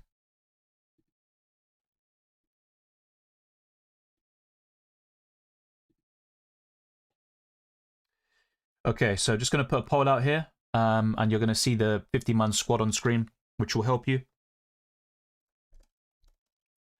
And yeah, I'm curious to see your thoughts, but yeah, there's a lot to consider here. I think Saka could do well this week. Arsenal could also double in 26, but I'm still quite keen to sell him to Bruno Fernandes. So O'Reilly to Timber. I would also say Ekitike to João Pedro. Potts to Enzo Fernandez. And yeah, I guess O'Reilly to Chalobah. But I've already got Robert Sanchez. It's worth mentioning that. Okay. Let's go through the screens probably one more time. And we do have over an hour left, but Brentford, Spurs, Newcastle, Leeds, and Man City are in the bottom 5 until Gameweek 29. And in terms of the top teams, Chelsea, Everton, Bournemouth, Arsenal, and Liverpool. With predicted points, we got Thiago, Mbeumo, Timber, Ekitike, Saka, Rice, Salah, Fernandes, Gabriel, and Erling Haaland. With price changes, let's refresh this. So Rice, Fernandes, Krupi, Mukiele, Enzo, and João Pedro could all rise tonight. With price falls, Gallagher, Sharda, Foden, Thiago, Raul Jimenez, Alien, Eze, Grealish, Kanate, and yeah, Gordon, O'Reilly, and also Wolf from Wills. And I did show you the 2 polls, and I'm going to put one on the live chat very soon. Be sure to vote and make your feelings be known. Next up is a stats comparison of Ekitike and João Pedro. Both of them quite similar in a lot of these aspects, particularly with shot volume, the goals, of course, both of them with 8. But João Pedro is better for creativity, and he is probably the 3rd choice penalty taker. A bit similar to Ekitike, who would be behind Szoboszlai, and of course Salah is number 1 there. Even McAllister would be a great penalty taker, as he was for Brighton over the years, so maybe Ekitike is 4th in command when it comes to those duties, depending on who's on the pitch. And with the best wildcard squad, this was what I talked about the other day. I've now got less money in the bank.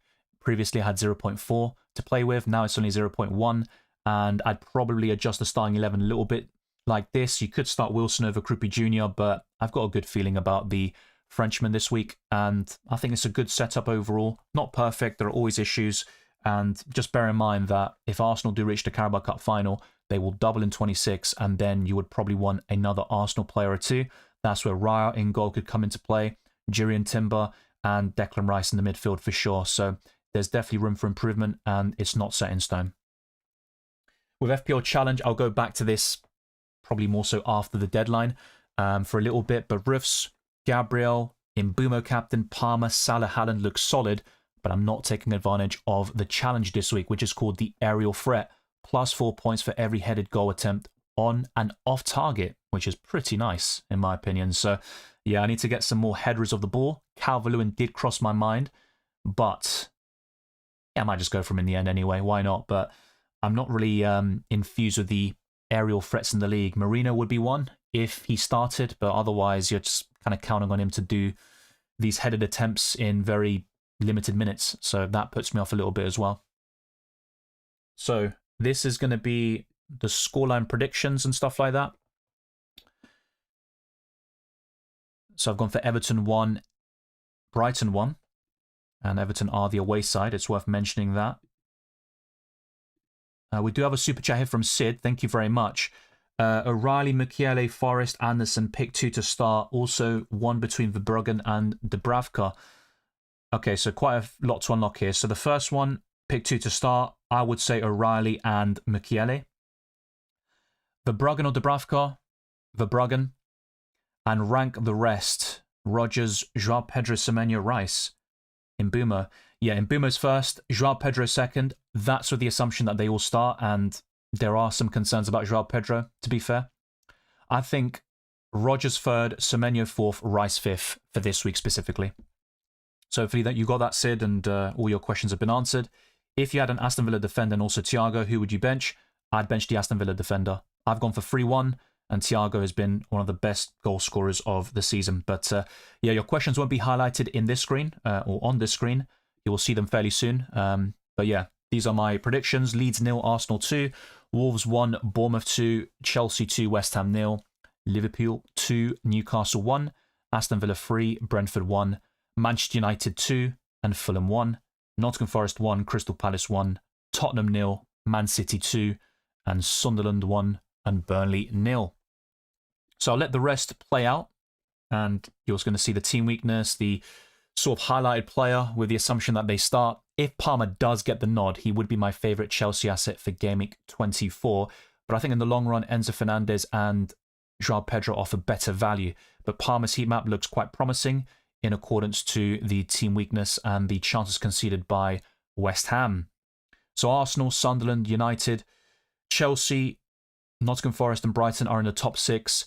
West Ham are last for the clean sheet odds. And Arsenal are the only side in the top 6 with an away fixture. With the top 10 captains, Fernandes, Salah, Haaland, Mbeumo, João Pedro is my top 5. Definitely Enzo and Palmer have something to say about that. Saka, Watkins, who is a doubt for Gameweek 24, Gabriel, Rodgers and Semenyo complete the top 10. Yeah, I think there is space for another Chelsea asset or two, that's for sure. With predicted lineups, I'm going to leave that for later on. I have gone through it already, by the way, but I'll go through that one more time a little bit later in the stream. But when it comes to top 10 captains and stuff, maybe I'll show that once more, but in terms of the rest, probably not. Otherwise, it will just be repetition central. And always feel free to rewind, and then you can go back to the live section and have your questions answered in real time. But I'm going to put a poll out on my channel. So, or I should say in the live chat, I've got Sanchez in goal right now, Dalot, O'Reilly, Gabriel, Wilson, Rodgers, Rice, and Saka, who is currently captain, but the plan is to sell him to Bruno Fernandes for free. Ekitike, Haaland, and Thiago up front. Dubravka, Anderson, Klein, and Potts on the bench. And apart from the Fernandes move, I'm going to put my final transfer plans in the live chat. So it's between O'Reilly to Timber to double up on the Arsenal defence and also have that triple up for Gameweek 26 and backing them to beat Chelsea to reach the final of the Carabao Cup. Ekitike to João Pedro is another option, which might be a bit riskier in the grand scheme of things. I think Potts to Enzo, even if the Chelsea midfielder is benched, is a massive upgrade, and I honestly wouldn't mind doing it. I've got the exact funds to make that move.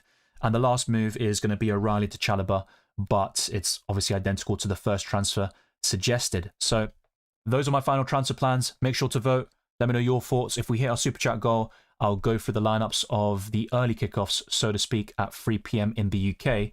And we should get those lineups in just over an hour's time. Ivan Schneider says, hello, which transfer will you prefer? Pickford to Sanchez or Tarkowski to Chalobah?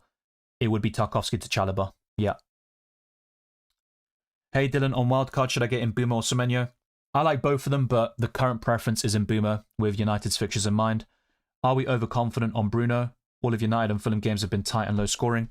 He does have a good record against them, particularly at Craven Cottage. Obviously, this game is going to be a bit different, but yeah, maybe. I've gone for a sort of low-scoring United win. Would it surprise me if Manchester United drop points? Not really, but yeah, it is possible that we are overrating United a little bit. They got 2 massive victories, and there are some promising signs under Michael Carrick, but yeah, it's still not all rosy, let's say, and I think they could drop points against teams they're expected to beat, like Fulham. But Fernandes is still going to be very consistent from now until the end of the season, so that's why that's the case.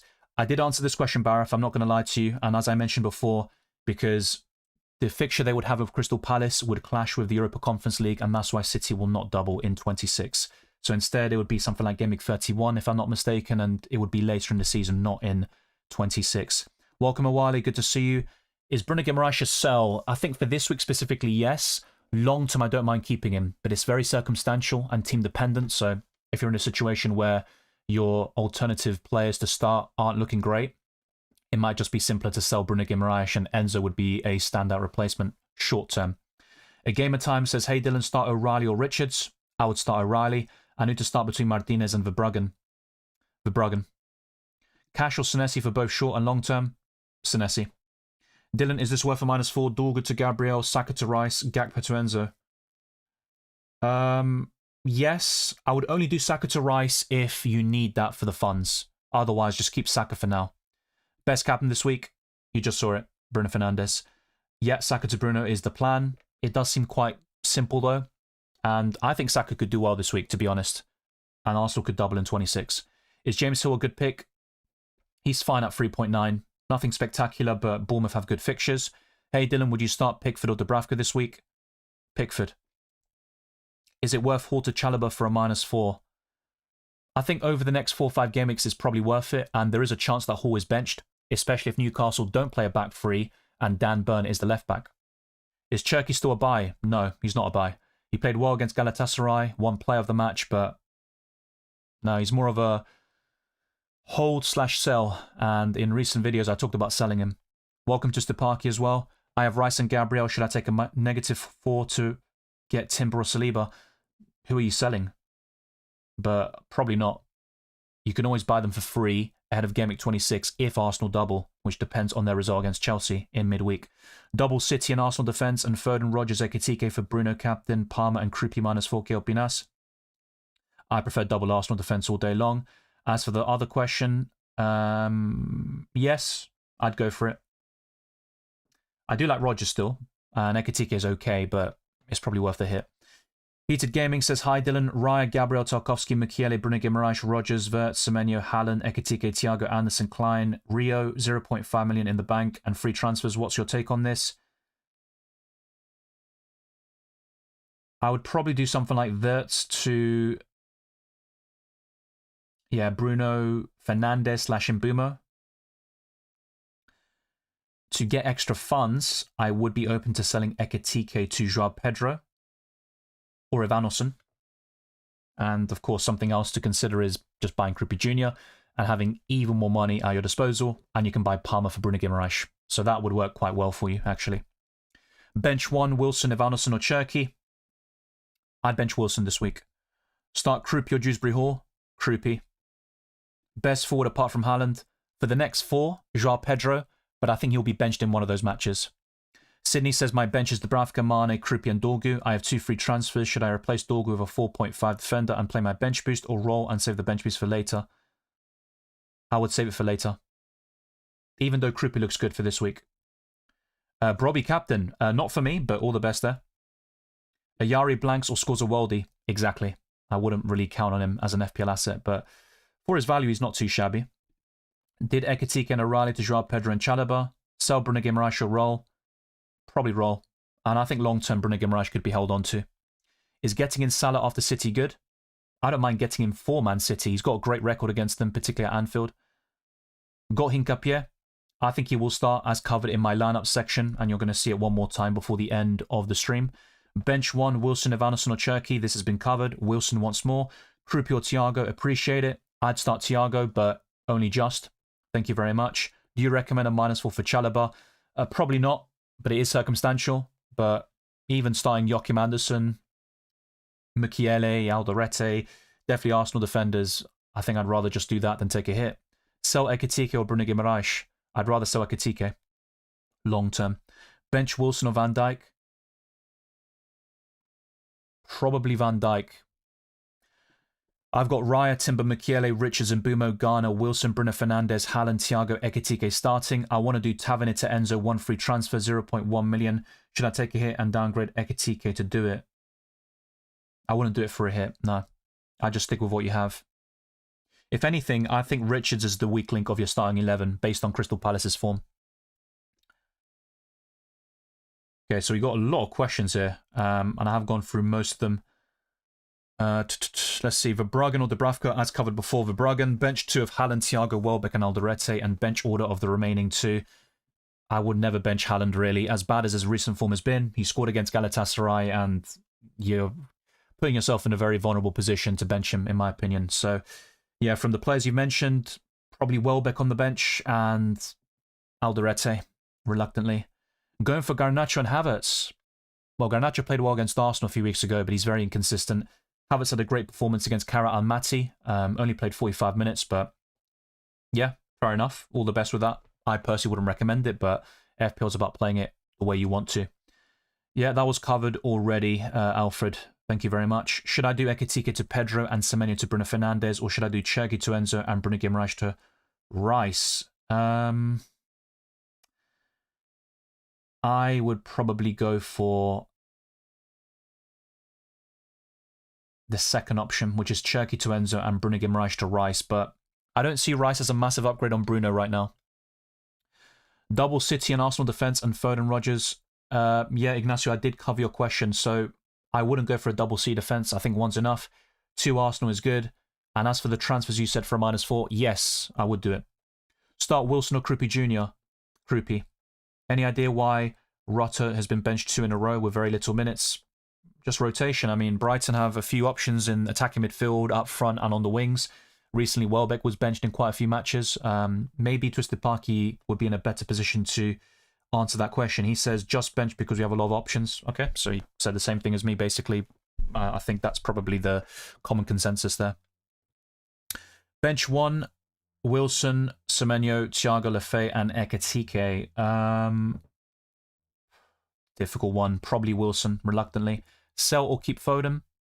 I would sell Foden. I've been very consistent on that for the past month or two. Spurs are terrible in defence, but they have a good record against City. But if Van der Ven does not start, I would become more worried. I get that. And yeah, I think with Spurs, their home record is very concerning in the Premier League. But they've been quite solid in the Champions League. They finished in the top 5, which is incredible. Never expected that, despite their good fixtures in the Champions League. Dylan, best attacker, Szoboszlai or Wirtz? Szoboszlai could start at right back with all the injuries Liverpool have. Wirtz has been in good form recently. If this was UCL Fantasy, I'd 100% say Szoboszlai. In FPL, it's a little bit different at the moment, but I would probably stick with Szoboszlai. Only just, but he will play at right back, which limits his attacking potential. Would you start Konsa or Tarkowski? Tarkowski. What do you think about having Bruno and Mbeumo and Cunha on a wild card? Nah, not for me. I think that's way too much. I know United have been very impressive recently, but I also think, obviously, they played a big part in Man City and Arsenal looking a bit nervous and also just not playing that well. But yeah, I wouldn't get too carried away. I think 2 is enough already. Going for a third is overkill. Thiago to Krupi Jr., Voltemada to Ekitike, Cunha to Bruno for a -4. Rest of the midfield and forwards, Rice, Enzo, Reinders, Bruno Guimaraes, Haaland. Yeah, looks good. I wouldn't buy Ekitike personally, but that could be a differential play. You're buying him when most people are selling or benching. I'd rather buy Joao Pedro, Ivanosen, Krupi Jr. to then invest in the midfield. I think Reinders is a sell for you. I would look to improve him. And that's where you could buy Bruno Fernandes and obviously you're saying Bruno Fernandes is being bought anyway for Cunha. Mbeumo could be another one. Do you trust Saka? I'm not going to captain him, just to make that very clear. But the plan is to sell him to Bruno Fernandes and then captain Bruno. But Saka, I think, will do well against Leeds, just to make that clear. But his form has been so poor recently that I'm not going to go there. And also, the way I see it, I'm jinxing him, so I just want to get rid of him. And yeah, may do really well once I sell him, and I can jinx Bruno Fernandes instead. Start 2 from Mukiele, Alderete, Thiago, Bruno Guimaraes, and Keane. I would start Thiago and Mukiele. Itom, I did cover this question. I'm not going to lie to you, mate. My answer was no, don't do Tavernier to Enzo because it requires a -4. That's all I can really say. I really wish triple captain was changed to max captain, so for that week your best player gets doubled or tripled. Yeah, we saw something similar, what was it, in the World Cup? The power captainship. Yeah, triple captain is a little bit of a lottery sometimes, and you need a lot of luck. In the last couple of seasons, I've had it, with Erling Haaland in particular, but let me not jinx myself for the second half of the season. Would you take a -4 for Chow to Munoz? No, I wouldn't. Not with Palace's recent form. Ahmed says, take a -4 for Timber or start one of Anderson, Chow, O'Reilly. I answered this earlier as well. I'm not going to lie. O'Reilly is the answer. Thank you very much. I'm getting questions from people that are directed to other people, so yeah, my name is not Ryan, just letting you know. My wildcard is rated 97 on Fantasy Football Hub. Hope it pays off. It's a very high rating, but yeah, I've had some quite good scores in the past. It's good for recommendations and for breaking down the FDR and the fixtures, but ultimately it's all about actual points, and hopefully you get them. Who? Hi, Dylan. Good to see you. Need your thoughts on this. My current starting 11 is Dubravka, Gabriel, Timber, Alderete, Rogers, Enzo, Wilson, Foden, Rice, Haaland, Captain, Ekitike, Foden to Mbeumo or Roll. Yeah, I would sell Foden to Mbeumo. I have no qualms about that whatsoever. I think that's the best way to go about it. Sampras' wildcard. Who should I start? Reinildo due to possible clean sheet. So Sanchez, Gabriel, Chalobah. Yeah, to be fair though, your defense is stacked. I don't think it's really clear-cut who to start there. In my prediction, I've gone for City to keep a clean sheet, Sunderland as well. I would probably just bench Reinildo though, I think, from what you've said. Yeah, good shape. I do like the team overall. You might want to consider a short-term punt up front instead of Thiago, but I've already been quite consistent on that and clear. I think Joao Pedro could be one, but you've already tripled up on Chelsea with Chalobah, Sanchez and Enzo. So overall, it's fine. I think it's a good place to be, and I wouldn't start Reinildo based on the team you've got. In Mbeumo or Rogers, it's going to be in Mbeumo. Would you bench boost Roofs, Keane, Thiago, Chow? I think Chow lets it down a little bit, but I'm going to say yes here. And if you can sell Chow for free, I'd probably do it. Yeah, I think that's probably the way to go. Bench boost this week for you. Start Rice or Brobby. Thank you, Neil. I would start Rice, but I do admit that Sunderland have a good fixture on paper. Hi, Dylan. Play a back four with Gabriel, Chalobah, Michele, Reinildo, or Timber instead of Reinildo, or back three and play Wilson. Very close here. I've gone for Arsenal and Sunderland to keep clean sheets, but I wouldn't guarantee it in either scenario. I do like Wilson. He's been very consistent. Only 2 blanks in the last 11 matches in the Premier League, but yeah, I think in this case, I would probably start Timber, dare I say. We also need subs because the game is becoming too predictable. After the halfway point, 12 million people do the same for half a season. Yeah, I know you're very complimentary towards UCL Fantasy, and I get that, and I've already made my feelings clear for years now why I prefer UCL Fantasy. I still like FPL, and it's good that both games are different in a way, but yeah, it's... Look, I wouldn't rule it out in the future. You never know, but yeah, I think I do like the benching aspect of it. Maybe we'll put some casuals off, but at the same time, I think it is it adds another element to the game where it rewards consistency and it keeps you engaged. So I get where you're coming from. Bubble Rap Pop says, "Hey D Meister, thank you very much. Playing free at the back. Decision time: Semenyo, Wirtz, Rice, Rogers, Bruno, Pedro, Ekitike, Thiago on the bench. 3-5-2 or 3-4-3. I would probably start Thiago over one of Rice or Wirtz. But that's it, really. I think it's a difficult one. I think between those three, it's close. I think all of them could return, but I think the chances are maybe a bit balanced. So tough call for you this week with your starting 11, but yeah. My opinion,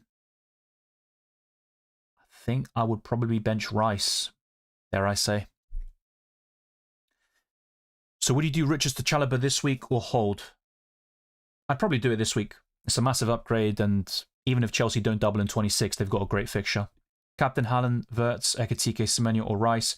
From those players, it's going to be Erling Haaland. Thank you, Josh. I just watched? You watched the stream. Nice. I just watched back the stream. Good luck this week. Thank you very much, and all the best for 24 and beyond. Yeah, for me, Captain Bruno Fernandes, Ryan. I've been very consistent on that too. Hi, Dylan. Start Chow or Van der Ven. I think both of them will concede twice, so not really much in it. Probably Chow. Yeah, I would make a move there in the defensive line if you can. Hey Dylan, hope you're doing well. I have Dubravka, Timber, Wilson, Krupi on my bench. Should I play my bench boost? Probably, yeah. That's a good bench. Depending on your starting 11, and you're not like doing something a bit mad and having some absolute non-entities in the starting 11. If that's the case, and you've got a good 50-man squad, yeah, I'd play the bench boost for sure. Who to bench, DCL, Bowen or Bruno Guimaraes? I'm going to say Bruno Guimaraes. Hincapié, Van der Ven, Szoboszlai, Ekitike to Gabriel, Timber, Rogers and Krupi. Looks good to me. You might want to consider Chalobah instead of Timber as well, but looks solid. I covered the Watkins injury earlier. He had a hamstring problem, but Unai Emery said that it's Not looking too bad. There is a chance he does make it for the weekend. Not a guarantee, though. And I think he's just keeping it under wraps. So Brentford are left guessing. Kruppi or Thiago?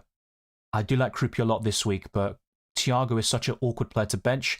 I'm not going to captain him again, I think, this week, or this season, I should say, because he's really let me down. But I'm going to say Thiago still. Start Gay, Kruppi or Thiago? I think Man City will keep a clean sheet. So I'm probably just going to say Mark Gay here. No worries, board at peace. Have a nice day as well. But yeah, your question was covered earlier. Hopefully you saw it. One question, one answer equals one like, people. That'd be appreciated. Thank you, Bubble. Shall I bench boost Thiago, Bruno Guimaraes, Keane, Dubravka? It's a good bench, to be fair. I'm going to say yes, but if possible, try to upgrade Bruno Guimaraes for this week anyway. You can always buy him back in the future when Newcastle's fixtures turn for the better. Captain Haaland, Wirtz, Ekitike, Semenyo, Rice. Yeah, Ferro. Yeah, I did cover this. Haaland. Ian says, my wildcard team, Dylan, can you kindly rate it? Looks pretty good. No Saka, no Mbeumo. I mean, that's fine. You've got a good midfield. I wouldn't go for Wirtz, though, personally. I know Liverpool have good fixtures, but I would replace Wirtz with one of Semenyo, Rodgers. This is the thing, though. You've only mentioned 3 midfielders. Who do you have on your bench? So whilst I like the players you mentioned, I am a bit concerned about the structure a little bit and your squad depth. Who's on your bench and stuff. Only having 3... Oh, no, to be fair, I say 3. You've got 4 in there. Yes, pretty good. Yeah, 8.5 out of 10 if you want me to give you a rating. I think Evanescence short-term works fairly well, but I did talk about going for Kruppi instead and then spending more money in the midfield, which is probably what I'd recommend to you. And that's where you can buy Bryan Mbeumo or someone of that ilk. Van Dijk or Tarkowski? Van Dijk just about. Hey Dylan, hope you're doing well. Yeah, covered that. Kelleher to Sanchez for a -4. Not for a hit, no. Just do it for free next week. And even then, Chelsea's fixtures are only short-term. They're not going to be long-term, you know, fantastic and just kind of set you for the rest of the season. So Potts to Enzo is leading vote with 35%. In second is Joao Pedro. So identical results to the poll I put out on my channel. O'Reilly to Chalobah is third. And O'Reilly to Timber is last. But just bear in mind, if I do Potts to Enzo, I would need to bench one of Thiago or Wilson, possibly even Declan Rice as well. That's something that is probably worth bearing in mind. But what I'm going to do now is do one final poll, or at least in regards to my transfer plans. And after that, probably a captaincy poll, which will be quite interesting. We'll have someone a bit new, so to speak, and Bruno Fernandes leading that one. So yeah, I'm going to put rolling as an option. Or rolling the second transfer anyway. With Saka to Fernandes looking likely.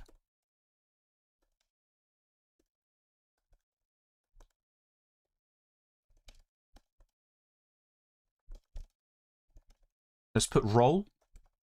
Roll the second transfer. And then we're going to put Potts to Enzo.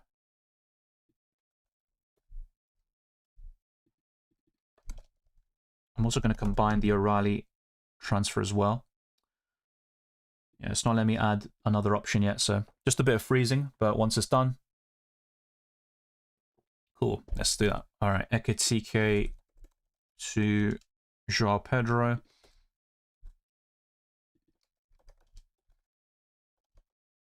And the last one would be, yeah, O'Reilly to Timber / Chalobah. So there you go. This is going to be another pool. Not so sure Duarte, possibly a little bit better, yeah. But I just think Crystal Palace have been awful, and Anderson is more likely to get DEFCON. Yeah, I think Saka will start. He was benched against Kara Almaty. He got the rest there. Gay or Guimaraes? Mark Gay. Van der Ven, Chow, Szoboszlai, Ekitike, Mbeumo, Gabriel, Chalobah, Kruppi for -4. Yes, is going to be my answer. Now, Liverpool have good fixtures overall. Well, at least not too shabby after Newcastle, Man City, but I think overall it's worth it. Twisted Parky puts a squad, captain Mbeumo maybe, because rival has Bruno. I've said this before, right? Only captain in Boomer or do something different if you truly believe in it, not just for the sake of being different, but start DCL as he has also double Arsenal. Well, I mean, that is a way of going against him and possibly clawing the gap up. But yeah, once again, it comes down to that being different for the sake of it. And I know you're in a position where you want to chase, but yeah, just be very careful with that balance. Hey, Dylan, goalkeeper headache, Dubravka versus Kelleher. I tend to go Dubravka. In this case, yes, I'd agree. I think Villa will score 2 or 3 goals against Brentford, and with Sunderland versus Burnley, I think that'll be lower scoring. So yeah, I'd start Dubravka. I think that is the right call. Minter to Rice for -4.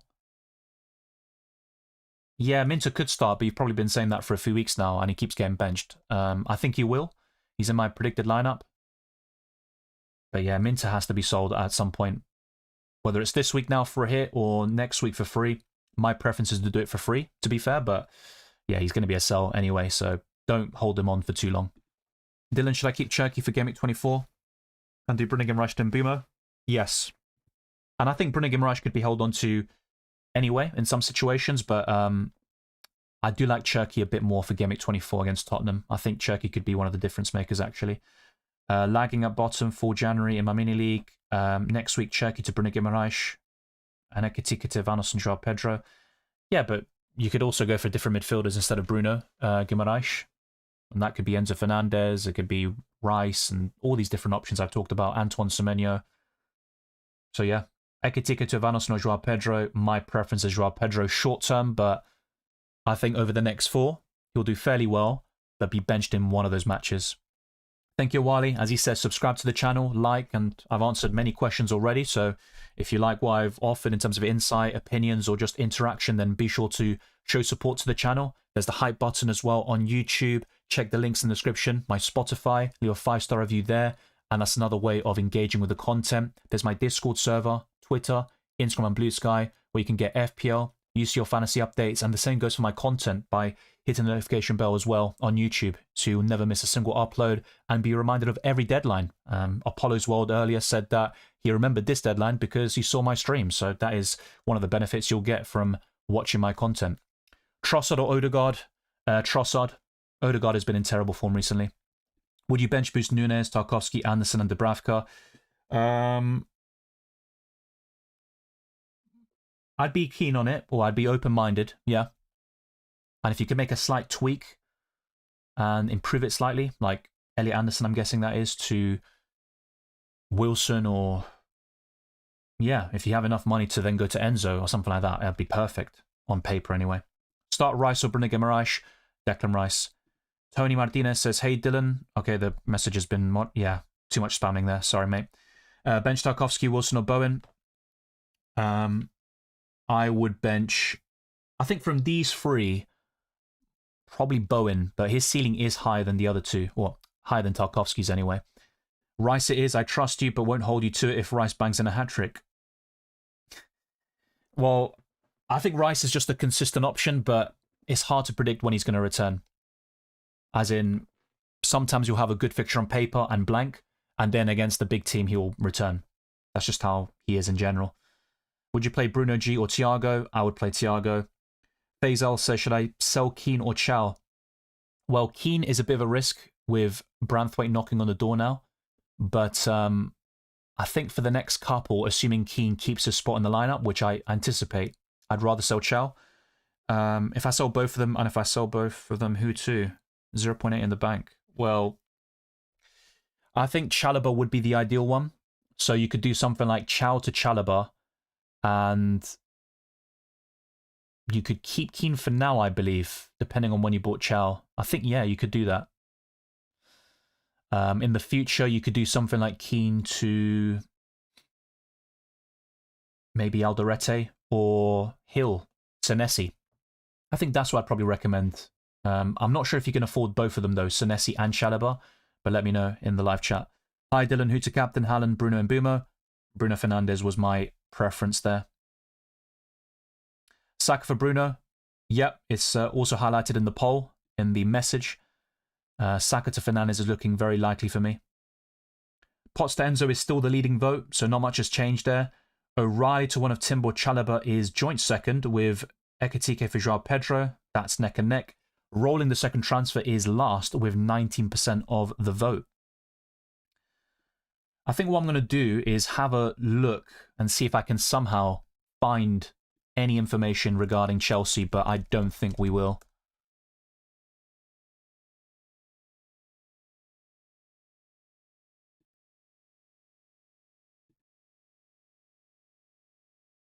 Yeah, most Chelsea lineups I've seen have Enzo in it, but there are a few maybe sources or fans that predict a Enzo bench, potentially. Okay, so I'm going to have a look at the standard. They've posted a lineup this morning, and yeah, they've got Enzo in there.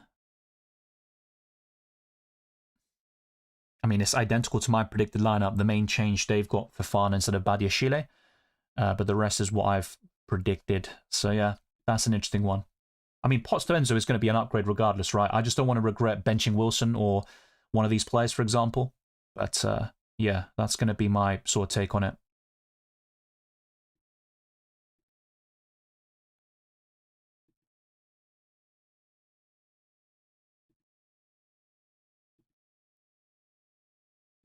I'm going to have another look as well and see if I can find another Chelsea lineup, because I've already checked quite a few of them.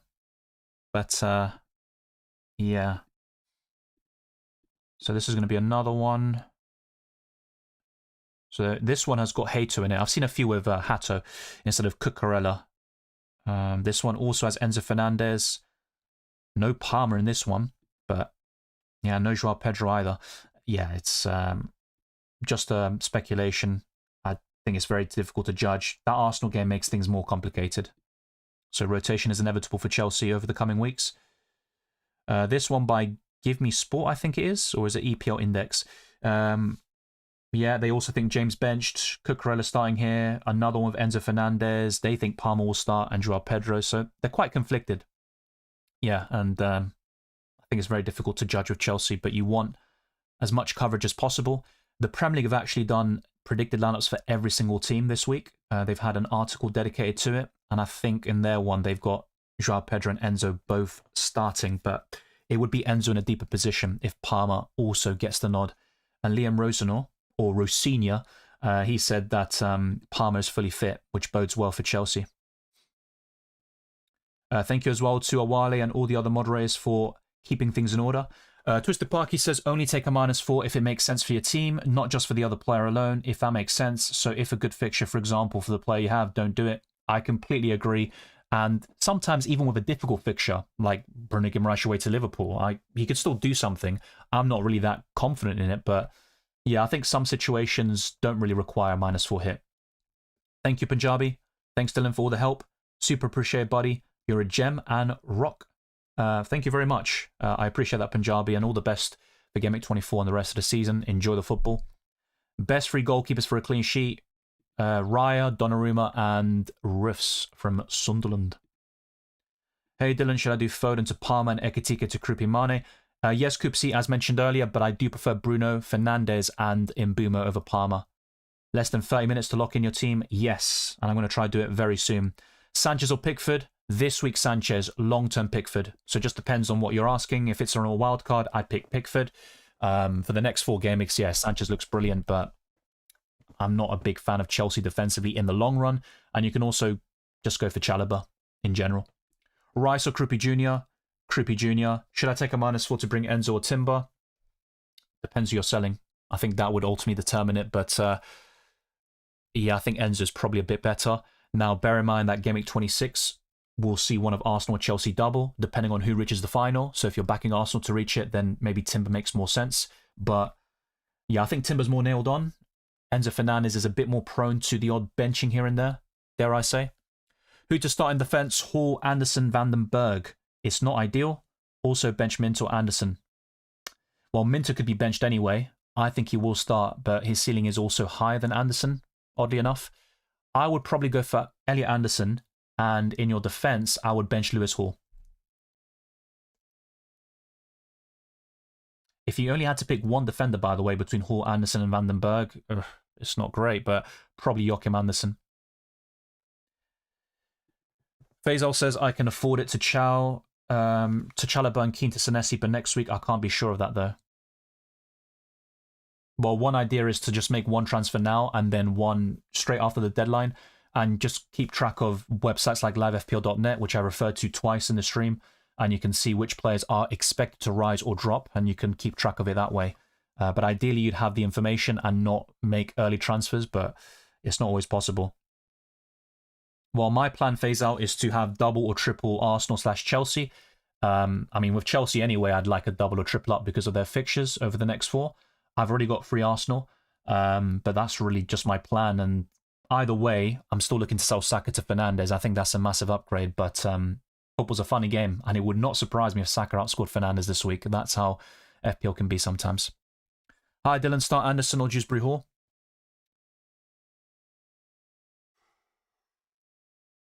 Dewsbury Hall has the higher ceiling. Anderson has the higher floor. Very close one. I'm going to stick with Elliot Anderson just about. Thiago to Evanilson or just keep him? I'd probably just keep Thiago in this case. Yeah. Hey, Dylan, start Raul Jimenez or Garner? Garner. Enzo benched, how accurate is that? I don't know where you got that from, Duarte, so it's impossible for me to answer that question without knowing what the source is. Bernas says, hey Dylan, would you do Donnarumma to Verbruggen, Chow to Timber, Cunha to Bruno, and Foden to Enzo for -4? I need an Arsenal defender. Yes, I would do that. I think I would do that. By the way, with Duarte, maybe you are referring to me sort of looking at Chelsea lineups. There were different websites, and I said with all of them, then can't be treated as gospel, even the more reliable, bigger outlets and newspapers and sources. But in terms of like on Twitter or some breaking news, I have none. In my predicted lineup, I've got Enzo in it, but it also wouldn't surprise me to see Chelsea make a few changes and resting players like Enzo for the Arsenal game. But yeah, then I wouldn't say any of them are particularly accurate, but most do have Enzo starting. I think Joao Pedro is the bigger concern. Yeah, I get that, Twister Parky, but I think for this week, Sunderland could keep a clean sheet. Bench DCL or Klein? Well, Klein probably won't play at all, so just start DCL, I guess. Hi, Dylan, start Anderson or Lacroix? Probably Lacroix, because he can get DEFCON, and I think with both of them, yeah, they won't keep a clean sheet either way. They're both good for DEFCON as well. In terms of the better clean sheet chance, as someone rightfully pointed out earlier, I think Palace are slightly better than Fulham this week. Justin Nicholas says, use my free transfer already from Mateta to Joao Pedro. Should I do a -4? I believe it'll be between Chow, Van den Ven, and Dorgu. Yeah, I think I would. You're in a precarious situation with your defensive line. You've got Van den Ven facing City at home, Chow away to Liverpool, and Dorgu's injured. So it does make sense. I think what I'd probably do in your situation is buy someone like Senesi, which isn't really ideal. I think the ideal one would be Chalobah for the next 4 anyway. Hey Dylan, do you think Wirtz to Gibbs White for a -4 is worth it? No, I don't. I think Gibbs White is okay at times, but I wouldn't sell Wirtz for a hit here. I'm left with 7.3 after bringing in Fernandes, so I can't go with Rice. No, not for me. Hi Dylan, start Thiago or Garner? I would go for Thiago. Is Mbeumo a must? Not a must, but he is one of the best midfielders for the next 5 game weeks. Yeah, downgrading Bowen to bring him in, I think makes sense. Richards, Anderson, Rodon, do you agree with this bench order given that Enzo might not play? I'm not sure where you got that from, so just be sure to clarify that. But in terms of bench order, possibly, I'd maybe consider putting Elliot Anderson first. Took my first hit of the season, Foden to Enzo with free transfer, and Dorgu to Chalobah for a hit. I like that goldhead. And first hit of the season at this stage is, yeah, quietly impressive. I would start I would start Timber, Ayubali. I would bench Richards. If you were to pick 2 of these to wildcard 31, who would you pick? Rogers, Sarr, Ndai, Mbeumo, Enzo, Palmer. Mbeumo and Enzo. JW360 says, hi Dylan, my bench is Dubravka, Senesi, Thiago Wilson. Yeah, looks like a strong bench boost. I think I'd do it. Any better opportunities for it? Well, Gameweek 26 will be a double, a small one. After Gameweek 30, we should have 2 doubles as well, so that could also pose some interesting opportunities for you to bench boost. But yeah, I think in your case, it's a pretty solid one. Would you do Wilson to Enzo? Possibly, only if you're fully confident that Enzo starts. And whilst I think he will, there are some concerns in my mind, which is why I haven't done pots to Enzo yet. Punjabi puts his predictions: 1-1 Brighton Everton, 2-1 to Arsenal, 3-3 between Wolves and Bournemouth, 3-1 Chelsea, 2-2 Liverpool Newcastle, 2-1 Aston Villa, 3-1 Manchester United, and 1-0 Forest. So not many clean sheets for you. Interesting. Use my free transfer already from Mateta to Joao Pedro. I've covered this. Thank you very much. Native Faith says start one of Gay, Pau Torres or Tarkovsky. I would start Mark Gay. Hey, is Rodgers a good option? Yes, he is. Captain Haaland, Bruno or Enzo? Bruno Fernandes. Bench O'Reilly or Calvert-Lewin? I would bench Calvert-Lewin. Hey, Dylan, should I sell Van Dijk for Chalobah? Says Moses. Yeah, I probably would. Only for free, though, not for a hit. Thank you, Bernas. Start Tarkovsky or Anderson. Tarkovsky. I'm on wildcard and chasing rank, best differential. Yeah, I covered Watkins before, so let me just read out the quote again, since a few people have asked, and it's better just to say what Unai Emery mentioned. So, yesterday he said, Watkins we will see tomorrow. Today he had a scan and it's not a clear injury. He was tired yesterday and the scan is not giving us bad information. So it's down to a late fitness test. He is not in my predicted lineup, but he could still make the squad. So Tottenham 0, Man City 2. I agree with that one. And Sunderland 2, Burnley 0, according to Punjabi. Start Joachim Anderson or Keane with Branthwaite back. I'd still lean towards Keane ever so slightly. I think he'll start. Bench Anderson, O'Reilly or Calvert-Lewin. I'd bench Calvert-Lewin there. Mukiele or Anderson for wildcard. Mukiele. Is selling Bruno Guimaraes to Bruno Fernandes okay? Yes, it is. I like Bruno Guimaraes long term, but Fernandes is an upgrade. I'm not going to captain Saka, by the way, but I do think he can do well this week. I'm not going to lie, but in terms of captaining him, his recent form does put me off, and the plan is just to sell him to Fernandes, and the captaincy is already on him, basically. But you saw my captaincy ranking already. Gabriel was 8th, and Saka is like 5th or 6th. Yeah, I think he has scored against Leeds before Ellen Road, and I think he'll do well with that rest he got against Kara Almaty. Just my opinion, but I still think he's worth selling in the long term. Captain Haaland, Fernandes, Enzo covered. Start Wilson or Garner. Very close one. I think Wilson's ceiling is higher. Garner's more likely to give you something like 3 or 4 points, but I would probably say Garner this week. I'm very conflicted about it, but that's my answer. Van Dijk or O'Reilly to start. O'Reilly. Palmer's a decent captain if you back him to get the start, but I think Chelsea are quite difficult to predict with their starting 11. So, thank you, Ignacio. Finally, I'll go with the -4, Krupi, Bruno, and Palmer. Good luck for this match day. Likewise, I do like those moves as we discussed earlier, and I think it will bode well for you in the long run. Start Richards or O'Reilly. I would go for O'Reilly. Palmer or Bruno? Bruno Fernandes. Virgil O'Reilly, yeah, covered. Start Thiago or Bowen? Thiago. Bench DCL or Klein? I'd bench Klein. Foden out and Dye in, transfer done. It looks decent. Anderson and Rodgers were other options. I think Rodgers would have probably appealed to me a bit more, but that's just a personal take of mine. Cherky or Saka? I like both of them this week, but Saka's the preference. Who to start, Munoz or Timber?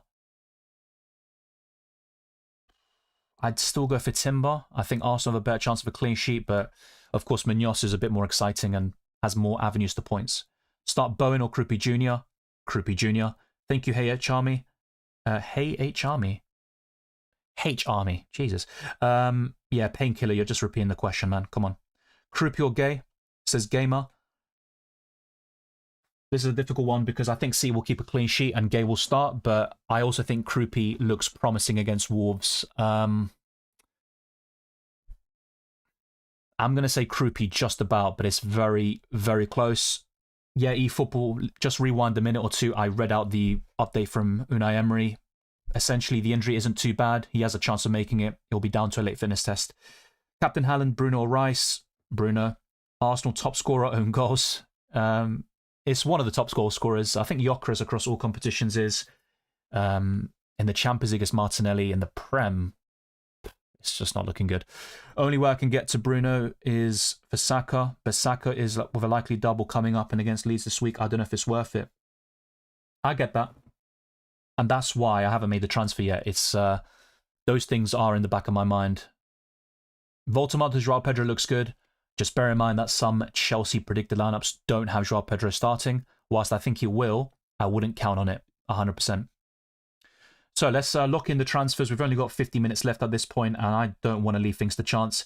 If I wanted to go for something a little bit different and keep Saka whilst getting Fernandes in, something I could do is Ekitike to Krupi, and then Potts to Bruno Fernandes. I mean, that does look good, to be fair. I do have 10.3 million in the bank. I mean, that also looks quite good. So, yeah, you guess it. You've guessed it by now. It's poll time. And let's see what you lot think. So this is going to be my final transfer plans. I'm going to try lock it in as soon as possible. But for the past few hours, I've been focusing on your questions and also going through different stats and stuff. Mina says start Wilson or O'Reilly.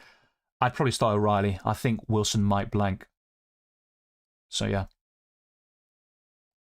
Start Wilson or Krupi. I would start Krupi there, Danny. For those that have Palmer, is he likely to come off the bench? I've seen quite a few lineups with Palmer in the lineup, and Liam Rosenthal said that he is fully fit, which bodes well for Chelsea as well. It's time to lock in our teams.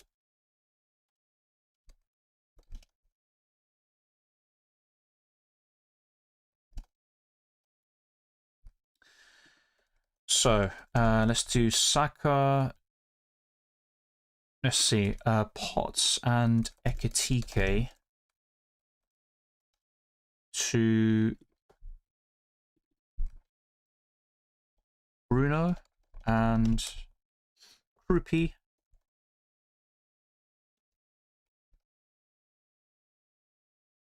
The first option would keep Saka. I'll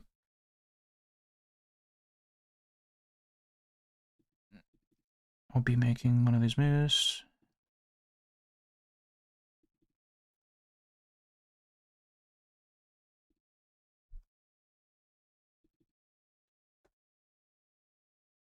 Keep Saka. Okay. Next up would be this, which is Potts and Saka to Enzo and Fernandes. Bruno and Enzo. And yeah, then O'Reilly. Let's see, O'Reilly and Saka to Timber and there's again. And the last one is going to be just Fernandes to Saka, I guess. Saka to Fernandes / Mbeumo. There you go. Bruno / All right, there you go. Finally. So these are my final transfer plans. I think there are so many different avenues this week, which makes it very interesting. And I do appreciate everyone tuning in. I have answered so many questions at this point and gone through so much information. So be sure to drop a like, subscribe, all that good stuff. What I'm going to do before locking in my team is answer the remaining member questions and stuff like that. And then I'm going to show you the predicted lineups one last time quite quickly since I went through it earlier. Richard Millichip says, hey Dylan, thanks for a great stream as always, mate. Much appreciated. Start Bruno Guimaraes or Krupi. I'd definitely start Krupi this week, but football's a funny game. It's not always about the fixture, of course. Okay, so Sofair says Mbeumo in for Wilson, Enzo or Bruno Guimaraes. Tough one, but probably Bruno Guimaraes out for now. Mbeumo, Haaland, Bruno, Semenyo, order of captains. Yeah, I did cover this as well. So just let me show you the top 10 captains quickly. Yeah, Fernandes is top. I've got Haaland there in second from your list.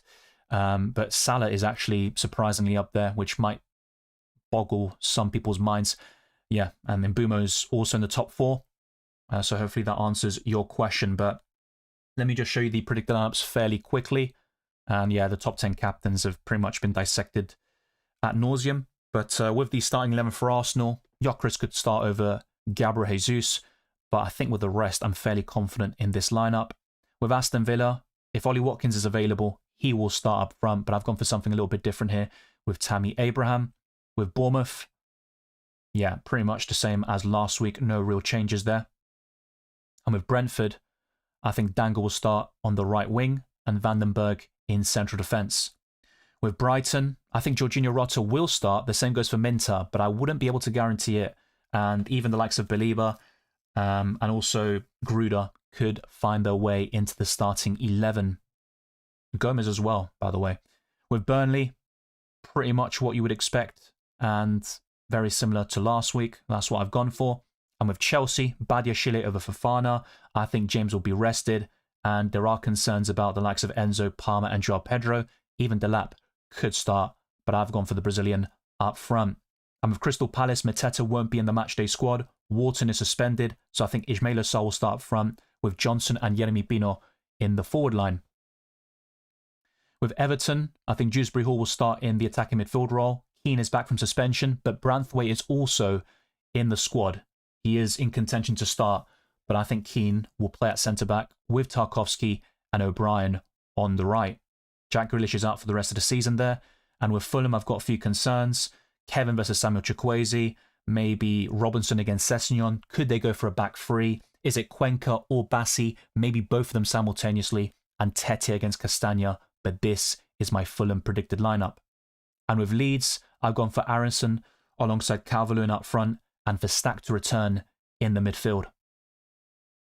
With Liverpool, I think Szoboszlai will start right back and Konate will return to the lineup. And Joe Gomez is out, just like Frimpong and Bradley. Another possibility, by the way, is for Florian Wirtz to play on the left, Gakpo on the bench, which Arne Slot doesn't like to do, apparently, according to reliable Liverpool fans. And we could see Curtis Jones start in the midfield with McAllister in a more advanced position, if that were the case. But I've gone for this there, and Gakpo to start. With Man City, I think it will be sort of what you'd expect. Foden has been benched in recent matches, but I think he could start against Tottenham away. And Doku is out for the next couple of weeks. With Manchester United, Dorgu's out for the next couple of months, so Cunha should take his spot. The rest is as is. And with Newcastle United, we could see a back three here. But if they do stick to their back four from the Premier League, then I think Lewis Hall could be on the bench. Dan Burn on the left. I benched him in UCL Fantasy. Let's not talk about that. And I think Bruno Guimaraes will start against Liverpool away. With Nottingham Forest, it's pretty much what you would expect. Igor Jesus did start last week despite the injury concern, and I think he will once more. And with Sunderland, I think they'll go for this 4-2-3-1 with Talby and Hume as the wingers, so to speak. Lefay, Siddiqui and Diarra in the midfield, and the same sort of backline, Brobby up front as well. And with Tottenham Hotspur, Van der Ven is a doubt. I think he'll start. Pedro Porro is out for the next couple of weeks. So Doggy and Spence will be the fullbacks and Basuma in central midfield alongside January signing Gallagher. And with West Ham, pretty much the same starting 11 as last time. My main concern is at left back between Scarles and Diouf, who is now available. And with Wolves, they've got one yellow flag in Krejci, but if he's available and ready to start, I think he will. And there are some concerns like Rodrigo Gomez or Chichawa at right wing back, but I think with the rest, I'm fairly confident, despite Wolves being one of my worst predicted teams for the season. But now, we've only got a few minutes left. Let's lock in those FPL squads and let's see the poll. Bruno and Enzo is winning. And I do get that. I really do. I am quite tempted, though, of course, by Potts and Ekitike to Bruno Krupi whilst keeping Saka, but I think this makes sense. And yeah, I do like Enzo as well. And then it just comes down to who I bench. Is it going to be... I don't even know at this point. But either way, by selling Saka, it would allow me to double up on the Arsenal defence, which is what I'm looking to do. And I think Timber would come in for O'Reilly fairly soon. So yeah, it's time to lock things in. I think selling Saka could be a mistake of mine. I mean, you look at his recent returns, it's been absolutely awful. He did have a good run between November to December, showing quite a lot of consistency, but essentially he has blanked in 3 matches in a row. His last notable return was in Game Week 19 against Aston Villa, and that was a 4-1 win. So, yeah, I think Saka just isn't worth the money right now. And is it possible that Fernandes is the one to go for instead of, well, maybe Mbeumo should be the one, the more differential pick, so to speak, and having both of them would look good. So let's keep Ekitike for now. and then go for something like this. Let's see. What could possibly go wrong? But yeah, I would have nothing left over in the bank. So I think to get during Timber in for Game Week 26, that's where selling Ekitike would come into play. And I could also go for Joao Pedro there over the next couple of matches. So I think that's something I could do for next week. Ekitike to Joao Pedro, and then in 26, do something like O'Reilly, or maybe... Let's actually play around with this a little bit, just so I can have a clear idea. So Joao Pedro in next week as a short-term punt. And then I could do Klein. Nah, I wouldn't have enough money, so it has to be, yeah, one of just O'Reilly, really. I can't afford Dallo or Anderson, whilst also buying Joao Pedro and Enzo. So there you go. It's time to lock in. I don't have any leak or predicted lineup. If there is something, let me know. Obviously, that was very helpful last week. Not so much with the captaincy, but there you go.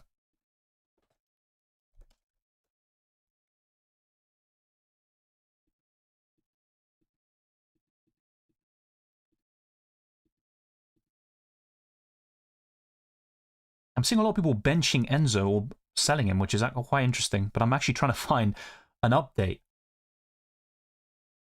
But yeah. Enzo Fernandez.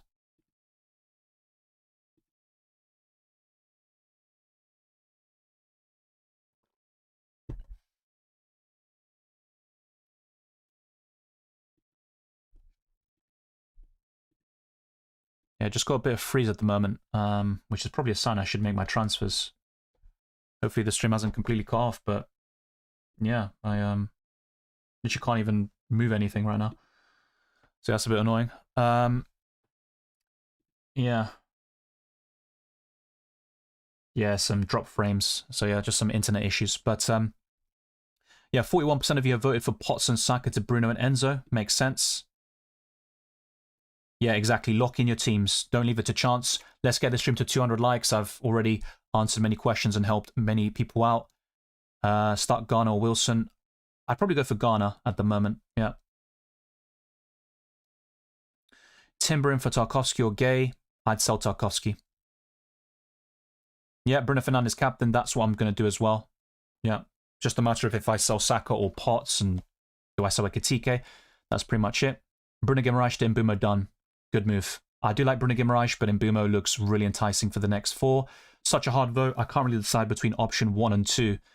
Same here, mate. That's literally what I'm kind of deliberating at the moment. But yeah, I think Saka just isn't worth it right now. And ultimately, it might just be a case of getting rid of certain players.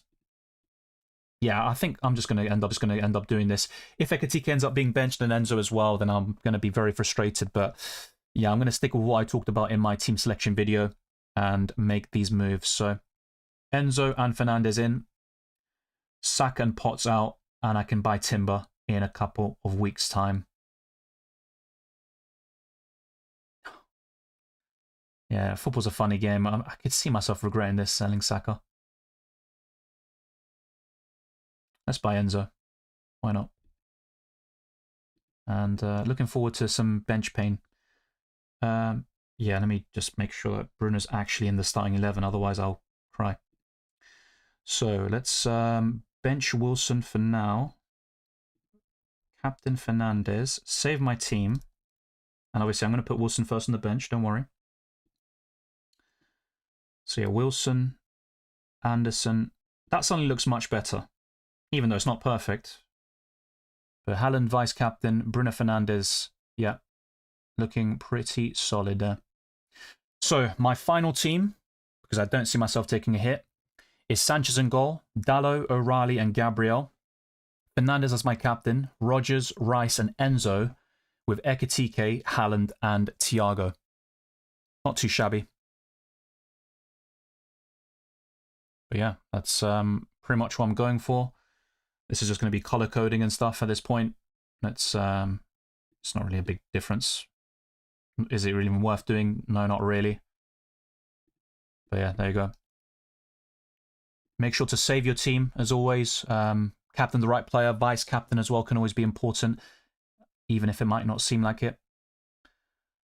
I think João Pedro will start, but I wouldn't count on it.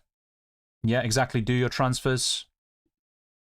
I got rid of Saka. It feels so good until he returns. But if I need to sell Saka for him to do well, I will take one for the team because Arsenal always comes first. Wilson or Thiago, quick please. I said Thiago all stream long. Start Barnes or Wilson. Wilson. Chelsea double in defence. I'd rather double up on the attack. It's not a bad idea though for the next four, having Chalobah and Sanchez, or maybe Chalobah and James, but I don't think James starts today against West Ham. Exactly. We have only seconds left. Lager says looks good on paper. Start Cash or Senesi. Yeah, Senesi, I agree. Yeah. So yeah, thank you, Reese, and everyone else. Thiago or Wilson, yeah. Thiago. Haaland doubt. I think he'll start, but obviously with the benching against Wolves and Marmish scoring the goal, that would put some concerns, but I think Haaland will get the nod. Imagine if Haaland, Enzo, and Ekitike were benched, I might cry. O'Reilly as well. Let's not manifest that. Let's manifest positivity. Locked in. Thank you, Arnab. Yes, we are locked in indeed now. Already made transfers an hour ago. Sorry, easy. Jesus. Chow or Tarkovsky for long-term use? Probably Tarkovsky at the moment, but yeah, with Everton, I've covered them defensively on my wildcard team that I showed recently with Pickford instead. I don't think that O'Reilly is the safer bet since Aït-Nouri is back. I still think O'Reilly will start this game, but he is a sell for me. I haven't changed my mind about that.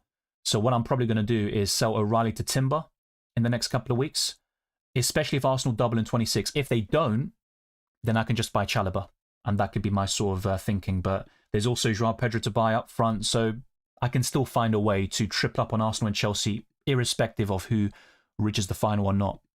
Yeah, don't worry. And yeah, by buying Enzo, the plan was never to bench him, but it's just a possibility that's worth bearing in mind that Chelsea could rotate against West Ham and Enzo Fernandez isn't a guaranteed starter. Now, these questions were obviously from before, and yeah, I've answered so many at this point anyway, but yeah, I get that, H-Army, but I've done it, and he'll probably return. I think Saka will return against Leeds, but it's all done and dusted. Cash or Keane? I prefer Keane. I've said that a few times. Thiago to Evanilson or just keep Thiago as mentioned earlier. Verts to Rodgers or Roll. Probably sell him to Rodgers, but only for free. Rodgers or Wilson. Rodgers, Petrovic or Dubravka. I think this week Petrovic, but not by much. I'm tempted to start Dubravka because he always gets points regarding the number of defenses. He has done well recently, but he doesn't always get points. Hi Dylan, hope you're well. Start 2, Alderete, Munoz or Krupi. Krupi and Alderete. So yeah, quite a lot has been gone through. Haaland for me, captain over Gabriel. You saw my list as well a few times. Van Heck, Rodgers, Thiago, Ekitike, bench 1. Van Heck. Paper. Good luck as well, Sofair. Looks great. Locked in, Dylan. Good luck. Thanks, Arnab. Hopefully it translates to some points. That's all we can hope for. Munoz or Timber? Timber. Locked indeed. Paper football. Yeah, maybe my brain's fried. Krupi or Wilson? Krupi. Good luck. Haaland is my vice. I've gone for Fernandez, captain. Locked as well, Wally. We all are. No dodgy business happening this time round. Locked in. Let the madness begin. Yes, hopefully not too much madness in terms of rotation. I was already burnt big time in UCL Fantasy with like 5 or 6 benchings. Subscribe to the channel and like the stream too. Thank you, Awali, for the shout out. And yeah, make sure to do so, especially if you found value or entertainment throughout the stream. Good luck, Awali. Start Dubravka or Pickford. Pickford for me. I raised your transfers an hour ago. Easy. Made mine on Monday. Nice. That's very early. Good luck to everyone. Same to you, Arnab. Zulu says, what do you make of this team? Dubravka, Cucurella, Gabriel, O'Reilly, Wilson, Rice, Mbumo, Cherki, Thiago, João Pedro. Promising. I think the 2 players to sell over the next couple of weeks are O'Reilly and Cherki.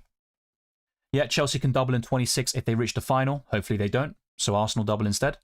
Good luck, Dylan and guys. Thank you, Punjabi. Sofair says starting 11. Sanchez, Timber, Gabriel, Chalobah, Mukiele, and Mbumo. Bruno Fernandes, captain. Rice, Enzo, Haaland, Thiago, with Wilson, Krupi, and Gay on the bench. Yeah, I hope I don't regret benching Wilson and I don't get some benchings of my own, but yeah, it looks promising. You've got a very decent setup for this week. Here is my starting 11, says 00. Can you identify the weak links? I think long term, maybe Ekatike could be a weak link. You can find better value up front, or at least find that as a way to reinvest in the midfield.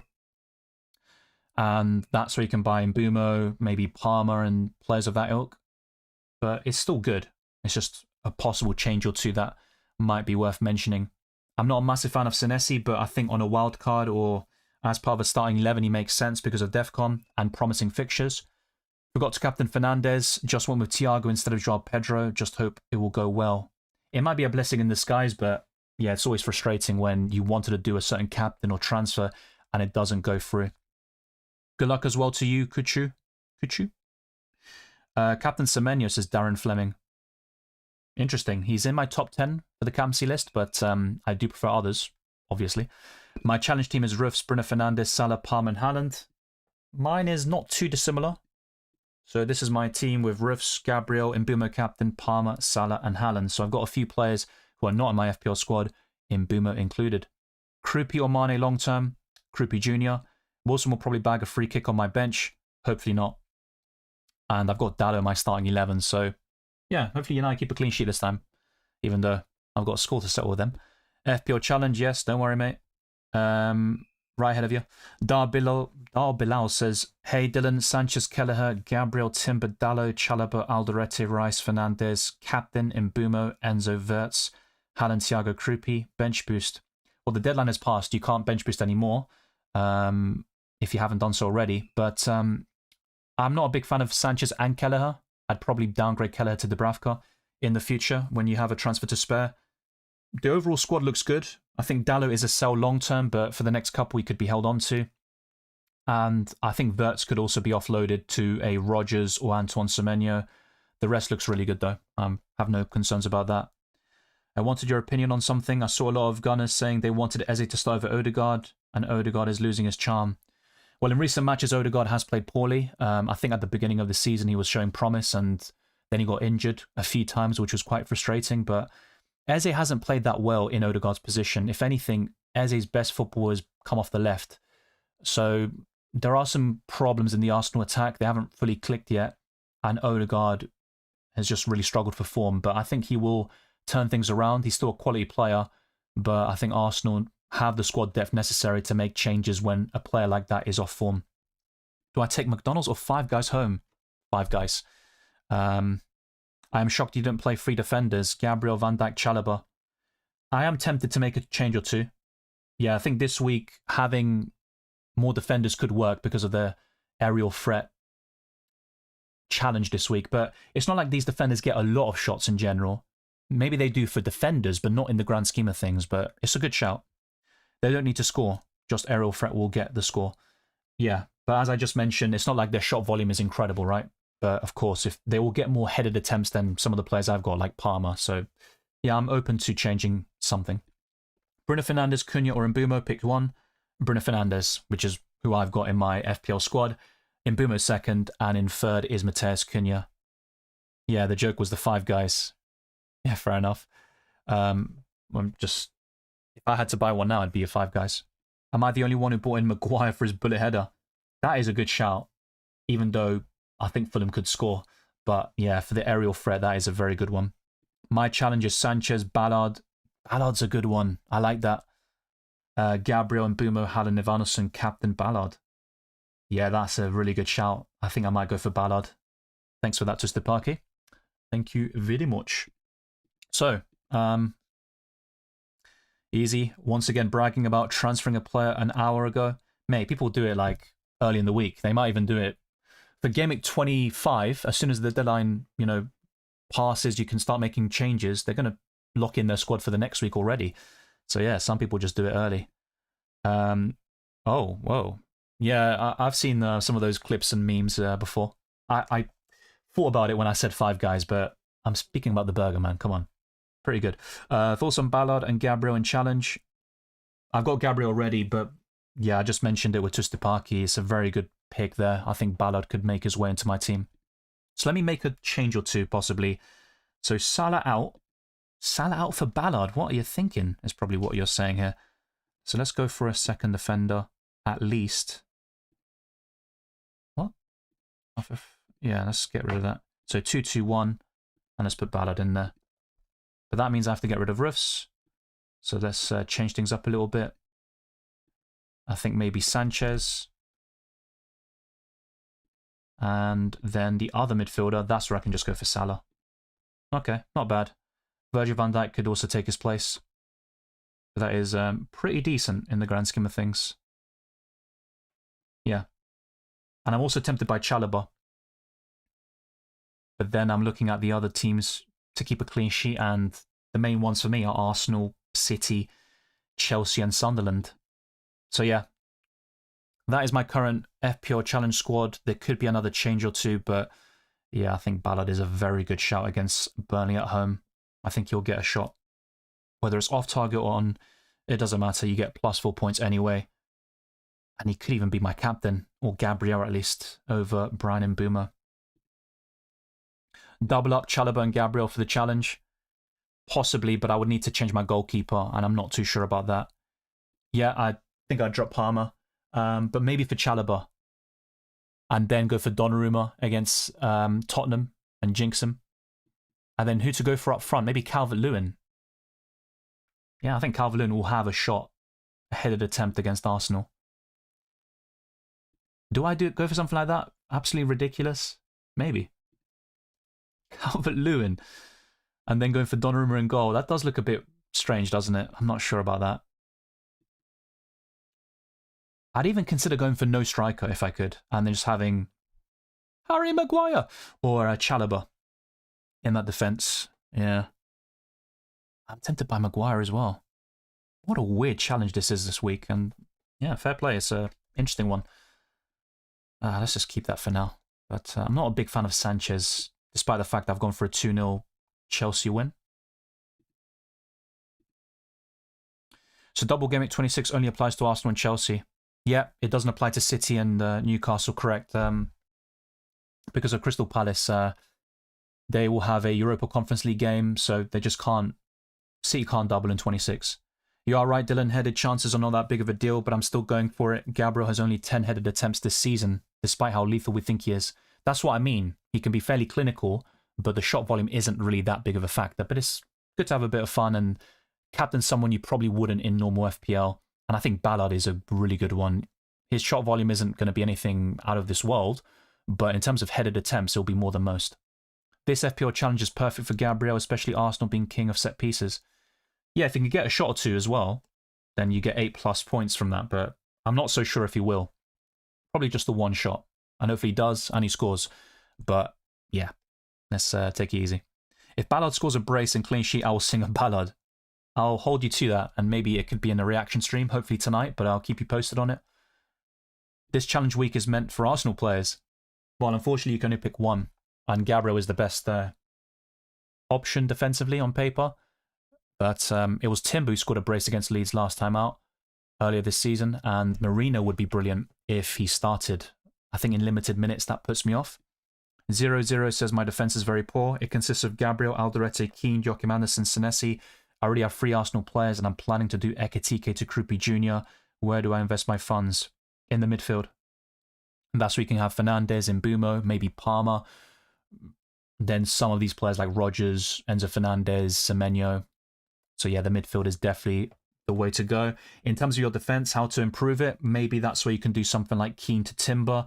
You can also buy Chalobah for Joachim Andersen. The rest looks fine. Well, UCL was total rubbish for my team. Hopefully my wildcard won't give the same results as UCL, mind you. I don't have Saka, Rice and Joao Pedro.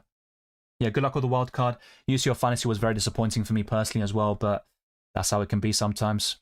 Sharda has 17 attempted headers. That's a shout. Aston Villa away is not a great fixture, but that is a very good stat and pull. I wasn't aware of that. Salah was awful last game week. He was, but he still found a way to get an assist, and he also scored against Karabag. Yeah, I think Van Dijk could be better in FPL Challenge. Twisted Parky says, yeah, I'm just having fun because of my miserable season in the main game gone in Mbeumo. Good luck with that, and I think Mbeumo could be quite a decent shout. He is my captain in FPL Challenge. But yeah, hopefully you start turning things around. Gabriel header, Arsenal king of set pieces for FPL Challenge. Yeah, but he hasn't scored that many headers this season, and Gabriel is a bit of a streaky player. So in like a period of 5 games, he can score 2 goals. and then blank for like 10, 20 games in a row. Kind of mixed bag 0. 2 of the moves paid off in Haaland and Martinelli. The other 2, like Kepa, were crap. And I also benched Dan Burn. So yeah, it was quite disappointing. No, I don't think I'd go for Dan Burn. He is tall, but he doesn't score that often. Now, in the Carabao Cup final last year, he scored a header against Liverpool, but he doesn't really score that many. I think he scored one against, in the Champions League earlier this season, and I had him for that. But I just wouldn't go for him. If you can remember my squad, maybe Munoz for Chow. Probably not, though.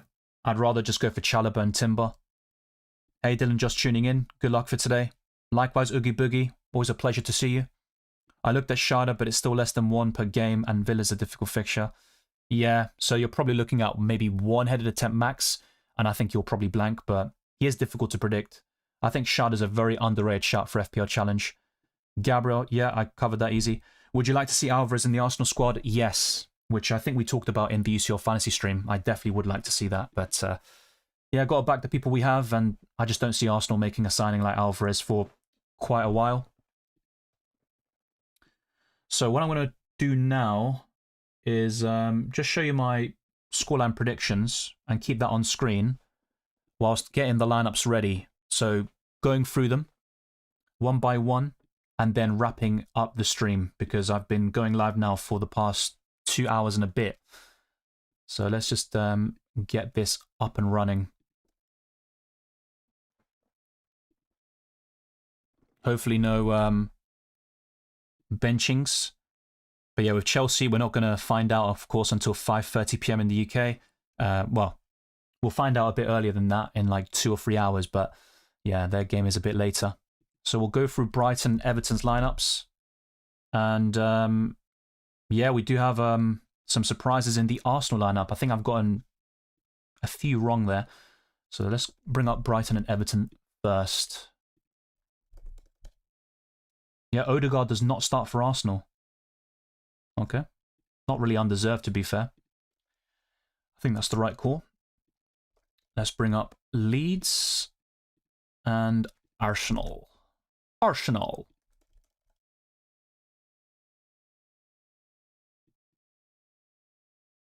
Okay, so I've got those ready. Almost. I still need to get Wolves and Bournemouth.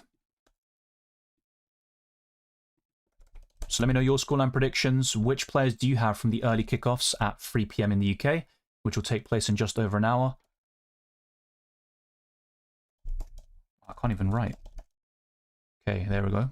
Bournemouth.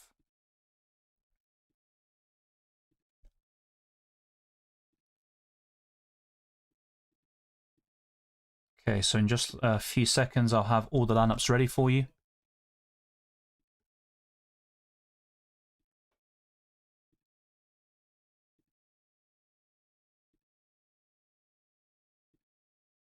I think that would have made more sense, but yeah. There we go. Let's bring up Arsenal.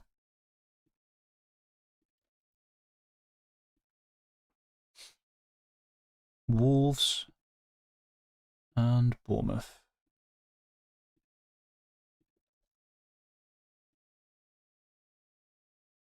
Is that it? I think it is. All right, finally. Let's go. Brighton first. Verbruggen, Dunk, Van Heck, Jorginho Rota, Beleba, Welbeck, Mitoma, Kadioglu, Ayari, De Kuyper, and Gross. So, yeah, no... Wow, yeah, no...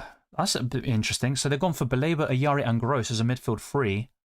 De Kuyper and Kadioglu both start.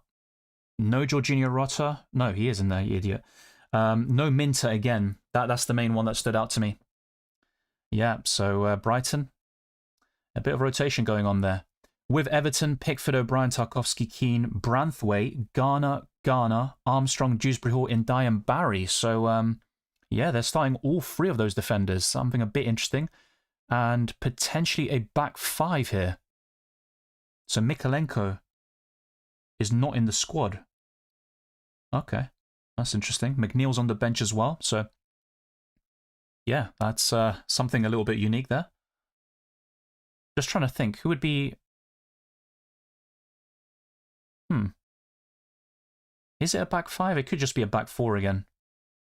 But yeah, that'll be interesting to monitor. With Leeds United, Darlow, Bogle, Goodmanson, Rodon, Strout, Justin, Ampadu, Gruev, Stack, Aronson and Calvert-Lewin. So I got 10 right there. Goodmanson does start. And that means Bornau is on the bench. With Arsenal, Raya, Timber, Gabriel, Saliba, Hincapié, Rice, Zubimendi, Havertz, Saka, Trossard and Gyökeres. So yeah, Saka. I think he could do very well today. The big news there is that Odegaard's on the bench. Gyökeres does start up front with Gabriel Jesus on the bench there. And Calafiri is also there. Yeah, makes sense. Hincapié starting. Looking pretty decent. And with Wolves, we do see one change here in Rodrigo Gomez. I talked about that as a possibility. Jose Sarr, Mosquera, Santiago Bueno, Agbadu, Hugo Bueno, Andre. But that is all she wrote when it comes to those lineups. Yeah, Keane at left back, possibly. It does seem quite strange. I'd rather have no goalkeeper. Yeah, I get that. For sure. You're not going to get a Trubin situation every day. Exactly, you just mentioned it as well. We were thinking the same thing. Having Wilson on my bench is scary. It is. And that's why I was a bit reluctant to buy Enzo this week. Everyone this Dan Burn, but he's not that dangerous. I agree. Everyone always used to cite Brighton defenders, but they don't ever do much. Well, at one point, Dunk was a quite high-scoring defender. I think behind Gabriel, he was second. But he has tailed off over the last 2 years, I think. With the Munoz thing, I have Timber, Gabriel, Chalobah, Van der Ven, and Chow. You don't really need that, I think. You could even downgrade Chow. Right? Yeah, you can downgrade him to a Sunderland defender, essentially. Or James Hill. Yeah, Minter benched again. Not too surprised. I have 3 Arsenal players, Raya, Gabriel, Rice.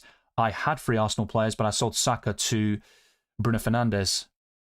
Oh no, bro's name is Gross. Pascal Gross. Gross? Yeah. Wait, both Keane Branthwaite starting. Yeah, that's why I thought it was a back 5 for a second.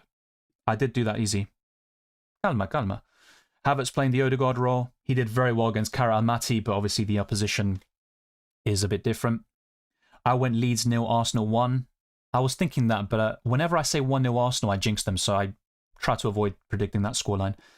Chelsea 2, West Ham 0, Liverpool 3, Newcastle 2, Man United 2, Fulham 1, and Spurs 2, Man City 2. Yeah, looks good. I hope that last result happens. That'd be perfect. Spurs don't win, neither do City. The world is a happy place on that day. I'm really excited by buying Branthwaite, bro. He's an absolute unit. He's a quality player, but unfortunately he's a bit injury prone. But yeah, hopefully you all enjoyed the stream. It's been a pleasure talking to you for the past couple of hours. If you haven't done so already, then like this stream, subscribe to the channel, and also hit the notification bell so you're always up to date on my content, both FPL and UCL Fantasy. Let's get the stream up to as many likes as possible and closing on new goals like 39k subscribers on YouTube. Follow me on X, Instagram, Blue Sky, Dylan RCM, and check all the links in the description for my Patreon and the championships.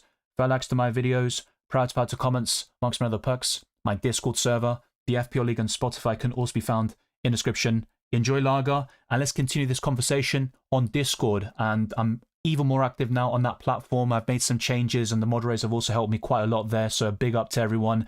And I want to keep on building it, maybe even giving it a nitro boost and, you know, sort of encouraging people to join that great community that we have for UCL Fantasy and FPL. And also check out my Twitter, Instagram, Blue Sky, like I said before, because you will get FPL, Champions League updates, and also in terms of UCL Fantasy and my channel. Any video or live stream, you'll be notified. The same goes for hitting the notification bell on YouTube. Hit the hype button as well. Why not? Share this video around with those that love FPL and UCL Fantasy, and I will cover both games until the end of the season. Banjo says, went shopping. Was there any breaking news? Well, we got the lineups. Minter's benched again. Odegaard is on the bench. And Arsenal gone for Havertz in the midfield and Gyökeres up front. I think that duo could combine very well, as we saw in moments this season. Thank you, Mina. Good luck to you and everyone else. I hope City and Villa don't win. So do I. But I think Villa will.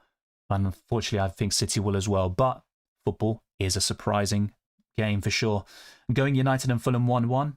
I could see that happening. And maybe Bruno captain and buying him in for Saka will end up backfiring massively. Who knows at this point? Game over. Yeah, nice little emoji there. And you also get a lot of emojis, by the way, by becoming a channel member. Look at this cheeky Wenger smile. Yeah, Mohamed Salah, the FPL GOAT, as some people say. But right now, everyone just talks about a certain Erling Haaland, who I did have a sticker of at one point, but I did remove him. Instead, we'll have Lionel Messi. Or, see! And let's manifest some green arrows in the chat. Look at me spamming my own chat. Am I going to time myself out? Probably. Yeah, Keane is starting. I'm not surprised by that. But I think the big shock is Branthwaite in the lineup. Thank you, Banjo. And yeah, be sure to join my Discord server and I'll be assigning roles. And also feel free to let me know what roles you want assigned. Are you a differential hunter? Are you a UCL fantasy manager, FPL?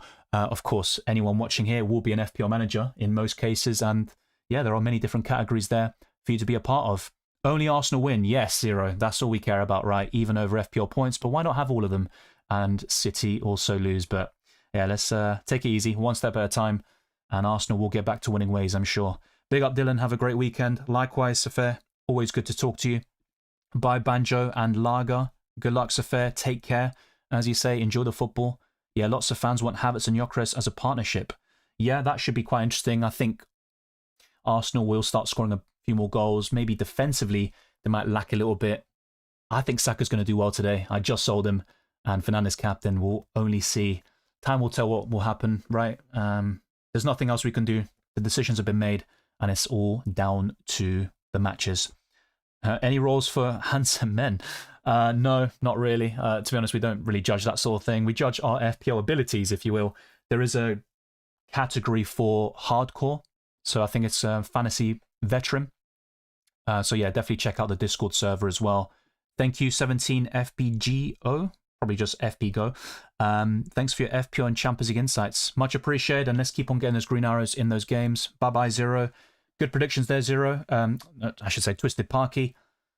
And yeah, I think United 1, Fulham 1 is definitely reasonable, and hopefully Wilson doesn't score unless he comes off from my bench, but I'm asking for a lot now at this point.